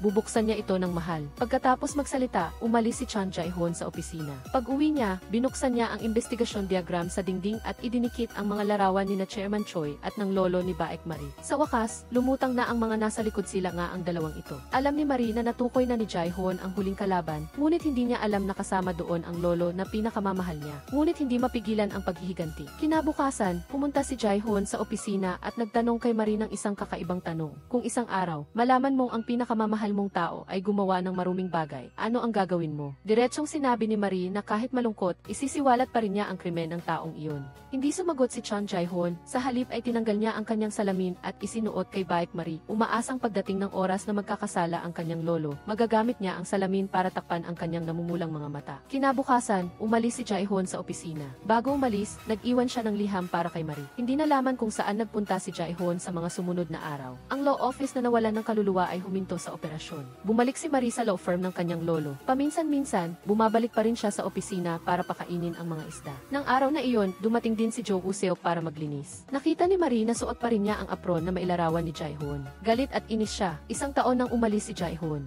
Siya ay iniwan siya at si Jo Woo-seo. Ang hinanakit na ito ay nanatili sa kanyang puso. Sa sandaling ito, sa isang kalsada na puno ng kakaibang kagandahan, si Chon Jae-hoon ay nagtatamasa ng kape at libro. Paminsan-minsan ay bumabati siya sa mga dayuhan. Nagkataon na ang taong ito ay nagngangalang Marie rin, kaya hindi niya maiwasang magtaka kung paano na kaya ang isang si Baek Marie. Pagkatapos magpahinga, umalis si Jae-hoon sa nayon na ito. Sa katunayan, isa lamang itong French cultural village sa isang lugar. Hindi lumayo si Jae-hoon. Palagi siyang nanatili sa South Korea. Pagkaalis niya sa cultural village, pumunta si Jae-hoon sa isa pang nayon upang ipahayag ang kanyang 1,000 won lawyer career sa mga matatanda at bata doon. Bago siya umalis, isang matandang babae ang nagbigay sa kanya ng isang bag na puno ng mga petition form, puro mga petition iyon. Nalaman niya na ang kanyang apo ay inaresto dahil sa bintang na krimen, ngunit naniniwala ang matandang babae na mabait ang kanyang apo at tiyak na biktima lang ito ng kawalang katarungan. Tinanggap ni Chon Jae-hoon ang bag at sumang-ayon sa kahilingan ng matandang babae. Pag-uwi, binuksan ni Jae-hoon ang petition form ng matandang babae at nalaman niyang may malalim na koneksyon ang kaso ng apo nito sa VIC Pharmaceutical Group. Ginugol ni Jae-hoon ang isang gabi sa pagbabasa ng lahat ng materyales na ito. Kinabukasan, muli siyang nagsuot ng salamin at naging isang 1,000 won lawyer. Hindi kailanman tumigil si Baek Marie sa pag-iisip kay Jae-hoon, lalo na kapag lasing. Isang araw, pumunta siya at ang kanyang senior sa harap ng supermarket at umorder ng isang plato ng tuyong isda at beer. Ngunit ayaw na ayaw ni Baek Marie ng tuyong isda, paborito lang iyon ni Chon Jae-hoon. Nagsimulang bumalik ang mga alaala sa isipan ni Marie. Sumakit ang ilong niya, halos maiyak siya. Agad niyang isinuot ang salamin na bigay ni Jae-hoon sa kanya. Nakita ng senior ang laman ng puso ni Marie, ngunit ang tanging magagawa niya ay aliwin ito. Si Jae-hoon ay isang komplikadong tao, hindi maiintindihan ng iba ang kanyang iniisip. Kinabukasan, lumakad si Marie sa korte at nanalo muli sa isang kaso. May lumapit upang magbigay ng bulaklak, ngunit hindi siya interesado. Biglang nakita ng gilid ng kanyang mata ang isang figura na kahawig ni Jae-hoon. Agad na iniwan ni Marie ang lahat at hinabol siya. Tumakbo si Jae-hoon ng mabilis, ngunit sa huli ay naharang pa rin siya ni Marie. Dahil maraming tao sa bulwagan, hindi nakapag-react si Baek Marie, kaya sinabi na lang niya kay Chon Jae-hoon na maghintay sa likod ng gusali. Pagkatapos nilang magkita ni Jae-hoon, inabisuhan ni Marie si Jo Woo-seo na agad ding nagkaroon ng lakas ng loob at tumakbo papunta sa korte. Makalipas ang isang taon, nagkita muli ang dalawang kasama kay Jae-hoon. Bagamat emosyonal sila, wala silang nararamdamang inip. Sa halip na yakapin, pinagsasampal nila siya. Nabagsak Bumagsak si Jae-hoon sa lupa dahil sa bugbog ni Jo Woo-seok. Ngunit wala siyang magawa kundi magmakaawa ng tawad sa dalawa. Nang gabing iyon, nagtipon ang tatlo sa isang roadside restaurant at tinanong si Jae-hoon kung bakit siya nawala ng ganoon katagal nang walang paalam. Nang marinig ito, sinimula ni Jae-hoon na ilihis ang usapan. Sinabing nag-iwan siya ng liham para kay Marie. Ngunit sa liham,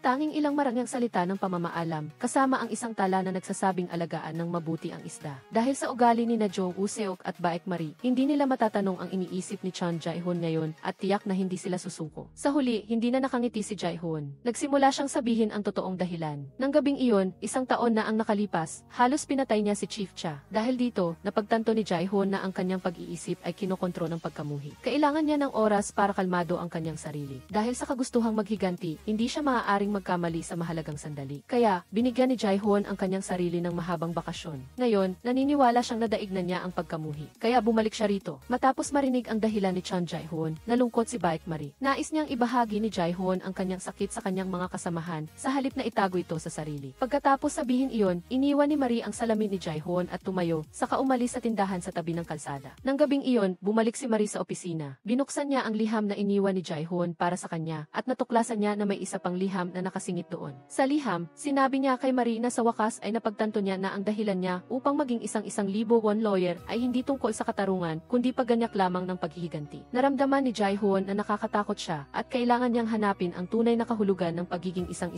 libo-won lawyer. Sa panahong iyon, mangyaring hintayin siyang bumalik. Kinabukasan, bumalik si Chon Jae-hoon sa opisina upang makipagkita sa kanyang mga kasamahan. Matapos basahin ang nakatagong liham, napagtanto ni Baek Marie na labis siyang nag-react kahapon. Kaya naman, ngayon ay pumayag siyang makinig sa sasabihin ni Jae-hoon. Diretsahang inamin ni Jae-hoon na siya ay mayaman at dati ay laging may utang sa upa. Tumatanggap lamang siya ng 1,000 won na bayad sa abogado upang maramdaman ang kahulugan ng isang 1,000 won lawyer dahil ang konseptong ito ay hindi ideya ni Jae-hoon kundi kay Jo Yao. Matapos sabihin iyon, nagmungkahi si Jae-hoon ng kooperasyon sa kanyang dalawang kasamahan na gustong ilabas si Marie mula sa law firm ng kanyang lolo. Ngunit hindi si Marie ang uri na basta na lang susunod sa gusto. Nang gusto na niyang tumangging umalis, nagpakita muli si Chon Jae-hoon ng seryosong mukha at sinabing hindi bagay si Baek Marie sa Beck Law Firm, mas bagay siya sa kanya. Ang mga salitang may bahid ng pagtatapat ay nagpangiti kay Marie. Agad niyang ibinaba ang kanyang bag at niyakap si Jae-hoon. Nagtipon muli ang tatlo, matapos maging isang libo-won lawyer upang muling buksan ang kaso ni Jo Yao. Pinangunahan ni Jae-hoon ang kanyang mga kasamahan sa bahay ng hukom. Pinayuhan ang lalaki na maghain ng apela para sa muling pagsusuri ng kaso sa hukom. Sa huli, salamat sa kahusayan ng tatlo sa pananalita, umayag siya na maghain ng apela. Pagkatapos, pumunta ang tatlo sa bahay ni Jae-hoon. Nakatayo si Marie doon, seryoso, tinitignan ang mga larawan ng ugnayan ng mga karakter na inilatag ni Jae-hoon. Nakatuon ang kanyang mga mata sa kanyang lolo, si Lawyer Baek. Agad na inalis ni Chon Jae-hoon ang larawan ng kanyang lolo. Sinabing sinuri niya na ito mismo at kumpirmadong walang kinalaman ang lolo sa pagkamatay ni Jo Yao. Nang makita ni Baek Marie ang matibay na pahayag ni Jae-hoon, nabawasan din ang kanyang pag-aalala. Nang araw na iyon, dumating si Chief Cha sa golf course. Tuwang-tuwa siyang naglaro ng golf. Ngumiti si Jae-hoon at lumabas mula sa grupo. Niyakap niya at binati si Chief Cha. Hindi kalayuan, sina Jo Woo-seok at Baek Marie ay nagkuha ng sunod-sunod na larawan. Kinukuhanan ang bawat galaw ng dalawang nagyakapan. Isang larawan ni na Jae-hoon at Chief Cha na mainit na nagyakapan ang nakarating sa kamay ni Chairman Choi. Umiti siya ng malamig at tinawagan si Chief Cha para tanungin ito. Diretsahan niyang sinabi na lubos siyang nadismaya rito. Narinig niya na, tinukso ni Chon Jae-hoon ang target na maghain ng apela at ayaw ni Chairman Choi na magtagal pa ang gabi. Gusto niyang si Chief Cha ang umako ng lahat ng responsibilidad. Ngunit si Chief Cha ay halatang hindi gustong manatili lang. Sa korte, biglang tinawag ng warden ang isang tao at dinala sa ospital. Nagkunwari si Chief Cha bilang doktor at pumasok sa silid ng pasyente. Nag-inject siya ng lason sa GI fluid ng biktima. Pagkatapos niyang magawa ang lahat, kalmado siyang umalis. Mula nang sumugod siya sa law office ng hating gabi, nakabantay na ang mga mata ni Jae-hoon sa kanya at nakipagtulungan sa pagpapanggap. Matapos iniksyonan ng lason, agad na binunot ni Jo Woo-seok ang V-needle. Inilabas ni Chon Jae-hoon ang video ng paglusob ni Chief Cha sa ospital at ipinahayag ang masamang balak nito sa publiko. Pagkatapos mapanood ang video, lubos na nadismaya si Chairman Choi kay Chief Cha. Tumawag siya para sabihan itong magtago muna upang maiwasan ang gulo. Ngunit pagkababa ng telepono, inutusan niya ang kanyang mga tauhan na hanapin ang pagkakataon para tuluyan ng alisin ang gulo na ito. Hindi pa alam ni Chief Cha ang balak ni Chairman Choi. Sumunod siya sa ruta ng pagtakas at nakarating sa pier. Ngunit pagkaliko niya, may grupo ng mga mamamatay tao na naghihintay sa kanya. Alam ni Chief Cha na mahina siya at hindi makakalaban kaya tumakbo siya ng buong lakas para makatakas. Sa sandaling ito, sinakay ni Chang Jae-hoon si Chief Cha na halos patay na at matagumpay na nakatakas mula sa kamatayan. Nang makarating na sila sa ligtas na lugar, huminto si Jae-hoon at diretsahang sinabi na si Chief Cha ay isang pawn na itinapon na ni Chairman Choi. Ngunit para sa kanya, si Chief Cha ay isang mahalagang ebidensya. Kinumpirma ni Jae-hoon kay Chief Cha kung si Chairman Choi ba ang nag-utos sa kanya na patayin si Ju Yao. Tahimik na inamin ni Chief Cha ang katotohanan at tapat na sinabi na noong panahong iyon, inutusan siya ni Chairman Choi na kumuha ng isang file at kasabay nito ay asikasuhin si Ju Yao, ang babaeng nakakita sa file. Nang gabing iyon, tinanggap ni Baek Marie ang utos ni Jae-hoon at bumalik sa law firm ng kanyang pamilya upang suriin ang sitwasyon. Pumasok si Marie sa opisina ng kanyang lolo. Tinang kanyang mag-login sa intranet ng kumpanya para suriin. Nang umalis siya, nagkataon na nakita siya ng kanyang lolo. Alam ng kanyang lolo kung ano ang ginagawa ni Chang Jae-hoon at Baek Marie. Bagamat sila ay mga business partner ni Chairman Choi, hindi ibig sabihin ay kakampi niya ito. Hula niya, tiyak na mahihirapan si Marie sa password ng login. Kaya naman, buong puso siyang nagbigay ng pahiwatig. Sa tulong ng kanyang lolo, mabilis na nakapag-login si Marie sa intranet at natuklasan ang ugat ng problema ni Chairman Choi at ang pagkawala ng ama ni Jae-hoon. Nalaman na may malaking ambisyon si Chairman Choi na paluwagin ang mga paghihigpit sa supply ng gamot pampatulog sa bansa. Kaya, kailangan niyang kumbinsihin ang mga kongresista na amyendahan ang naugnay na batas. Kabilang sa mga kongresista na iyon ay ang ama ni Chang Jae-hoon. Nagpasalamat si Jae-hoon sa pahiwatig ni Baek Marie. Sinabi niyang papunta na siya sa itinakdang lugar upang makipagkita kay Chairman Choi. Ngunit pagkatapos niyang magsalita, isang truck ang sumugod. Sa kabilang banda, kinakalkula ni Chairman Choi ang oras at nahulaan niyang malamang na may nangyari kay Jae-hoon kaya hindi ito makakarating sa tagpuan. Nang akmang tatayo na siya para umalis, ligtas na dumating si Jae-hoon sa tagpuan. Pagkaupo ni Jae-hoon, nagsimula siyang magsalita tungkol sa ambisyon ni Chairman Choi at sinadya pa niyang sabihin na ang lahat ng impormasyong ito ay galing kay Chief Cha. Hindi naging masaya ang mukha ni Chairman Choi at nagtanong siya kung nasaan si Chief Cha ngayon. Nagsimula na namang umiiwas si Jae-hoon. Nang marinig ito, binago ni Chairman Choi ang kanyang ugali. Tinatanong si Chang Jae-hoon kung ano ang gusto niya. Umiti si Jae-hoon at sinabing gusto lang niyang makulong si Chairman Choi. Pagkatapos magsalita, tumayo si Jae-hoon at umalis. Nagalit si Chairman Choi at inutusan ang lahat ng kanyang mga tauhan na hanapin si Chief Cha kahit pa kailangan nilang halukayin ang lupa. Sa sandaling ito, kinukuhanan ni Chief Cha ang kanyang sarili habang umaamin sa krimen. Ang mga nagtatanong sa kanya ay sina Min Hyuk at ang kanyang senior. Mabilis na inihayag ni Chief Cha ang lahat ng mga krimen ni Chairman Choi. Dinala rin ni Baek Marie ang plano na may kaugnayan sa pampatulog mula sa law office. Sa kasalukuyan, ang tanging kulang na lang ay ang pinakamahalagang lihim na listahan. Nang marinig ito, sumigaw si Chief Cha at sinabing noong panahong kinuha niya ang lihim na listahan ng ama ni Jae-hoon bilang pag-ingat. Inilihim niya ito para maging alas niya. Nagprint pa siya ng kopya at itinago. Agad na inutusan ni Chang Jae-hoon si Jo Woo-seok na pasukin ang opisina ni Chief Cha at hanapin ang listahan sa bubong. Pagkatapos makuha ang listahan, abala na sa pag-aresto ang taga-usig. Ngunit kahit na maparusahan ang mga opisyal na tumatanggap ng suhol, may pagkakataon pa rin si Chairman Choi na makatakas ng walang pinsala. Sa ngayon, ang kulang na lang ay isang insider na magpapatunay sa mga maling gawain ni Chairman Choi. Sa ganitong paraan, mahuhuli nila siya ng buo. Nang marinig ang mga salitang ito, tila may iniisip si Chief Cha. Kusa siyang tumawag kay Chairman Choi. Inihingi niya ang tulong nito upang makalabas siya ng korte. Ngunit hindi na naniwala si Chairman Choi kay Chief Cha dahil nailabas na ng prosekusyon ang video ng pagtatapat nito online. Walang magawa si Chief Cha kundi patuloy na gamitin ang kanyang katapatan upang kumbinsihin ito. Ipinahayag na sa hinaharap, susundin niya ang lahat ng utos ni Chairman Choi. Sa opisina ng prosekusyon, nagkunwari si Chief Cha na pupunta sa banyo at tumakas. Sa kanyang pagtakas, tinawagan niya si Chang Jae-hoon at sinabing mayroon siyang mahalagang ebidensya na magpapatunay na nagkasala si Chairman Choi. Sinabihan niya si Jae-hoon na magkita sila sa tabi ng ilog. Nang gabing iyon, dumating si Jae-hoon sa tagpuan. Ngunit ang naghihintay sa kanya ay si Chairman Choi at isang grupo ng mga tauhan. Agad na dinakip si Jae-hoon. Dinukot ni Chairman Choi ang baril mula sa kanyang bulsa at nakaharap sa langit. Ang pinakagusto pa ring itanong ni Chang Jae-hoon ay kung pinatay ba niya talaga si Ju Yao. Sa pagkakataong ito, wala nang pag-aatubili si Chairman Choi. Diretsahan niyang inamin na siya ang nag-utos na patayin sina Ju Yao at ang ama ni Jae-hoon. Sa wakas, nang makuha ang sagot mula mismo sa kanyang kaaway, bumalik ang matinding pagkamuhi sa puso ni Jae-hoon. Bumangon siya at tumakbo patungo sa dalampasigan. Binaril siya ni Chairman Choi mula sa likuran. Matapos masugatan si Jae-hoon, nahulog siya sa dagat. Sa kabilang banda, kusa namang sumuko si Chief Cha sa opisina ng taga-usig. Inako ang lahat ng kasalanan. Sa katunayan, gumanti pa siya, sinabing puro kasinungalingan ang video ng kanyang pagtatapat. Ang sonbae at pinilit ni Lee Myung-ho na mabilis na magpatawag ng pagdinig ang prosecutor's office sa dalawang tao. Sa pagdinig, nagpakita muli ang sonbae ng isang video. Ito ang eksena bago nakipagkamay si Chairman Choi sa sonbae. Inamin ni Chang Jae-hoon ang lahat ng kanyang kasalanan at nang gabing iyon, may nakakabit na maliit na kamera sa dibdib ni Chon Jae-hoon. Pagbalik sa oras na tumakas si Department Head Cha Min-chul mula sa prosecutor's office, nagsimula ang lahat doon. Ang lahat ay bahagi ng plano ni Chon Jae-hoon. Humingi ang sanbain ng emergency arrest warrant at agad na inaresto si Chairman Choi. Ang paglilitis na nagdulot ng gulo sa buong bansa ay isasagawa ng isang pampublikong taga-usig na hinirang ng mamamayan. Siya mismo si Chon Jae-hoon. Nang gabing iyon pagkatapos mahulog sa tubig, batay sa kanyang matinding kagustuhang mabuhay, lumangway siya pabalik sa dalampasigan. Sina Ukang at Baek Marie ay naghihintay na sa baybayin upang sumuporta. Sa huli, nakaligtas si Chon Jae-hoon. Pagkalipas ng 3 buwan, matagumpay na natapos ang kaso. Bumalik si Chon Jae-hoon sa opisina ng abogado na naniningil pa rin ng 1,000 won. Ang halagang ito ay may espesyal na kahulugan sa kanya. Ang katarungan at ang pagmimiti kay Lee Ju-yaong ang pinakamahalaga. Mula ngayon, patuloy na gagamitin ni Chon Jae-hoon ang init na ito gamit ang walang kapantay na 1,000 won upang iligtas ang mga taong nalulunod sa paghihirap. Ang pelikula ay tapos na. Ito na muna para sa araw na ito. Mangyaring mag-like at mag-iwan ng mensahe. Sundan ang channel para sa pang-araw-araw na review ng pelikula. Mag-check-in sa oras araw-araw at mumiti ng bahagya. Paalam!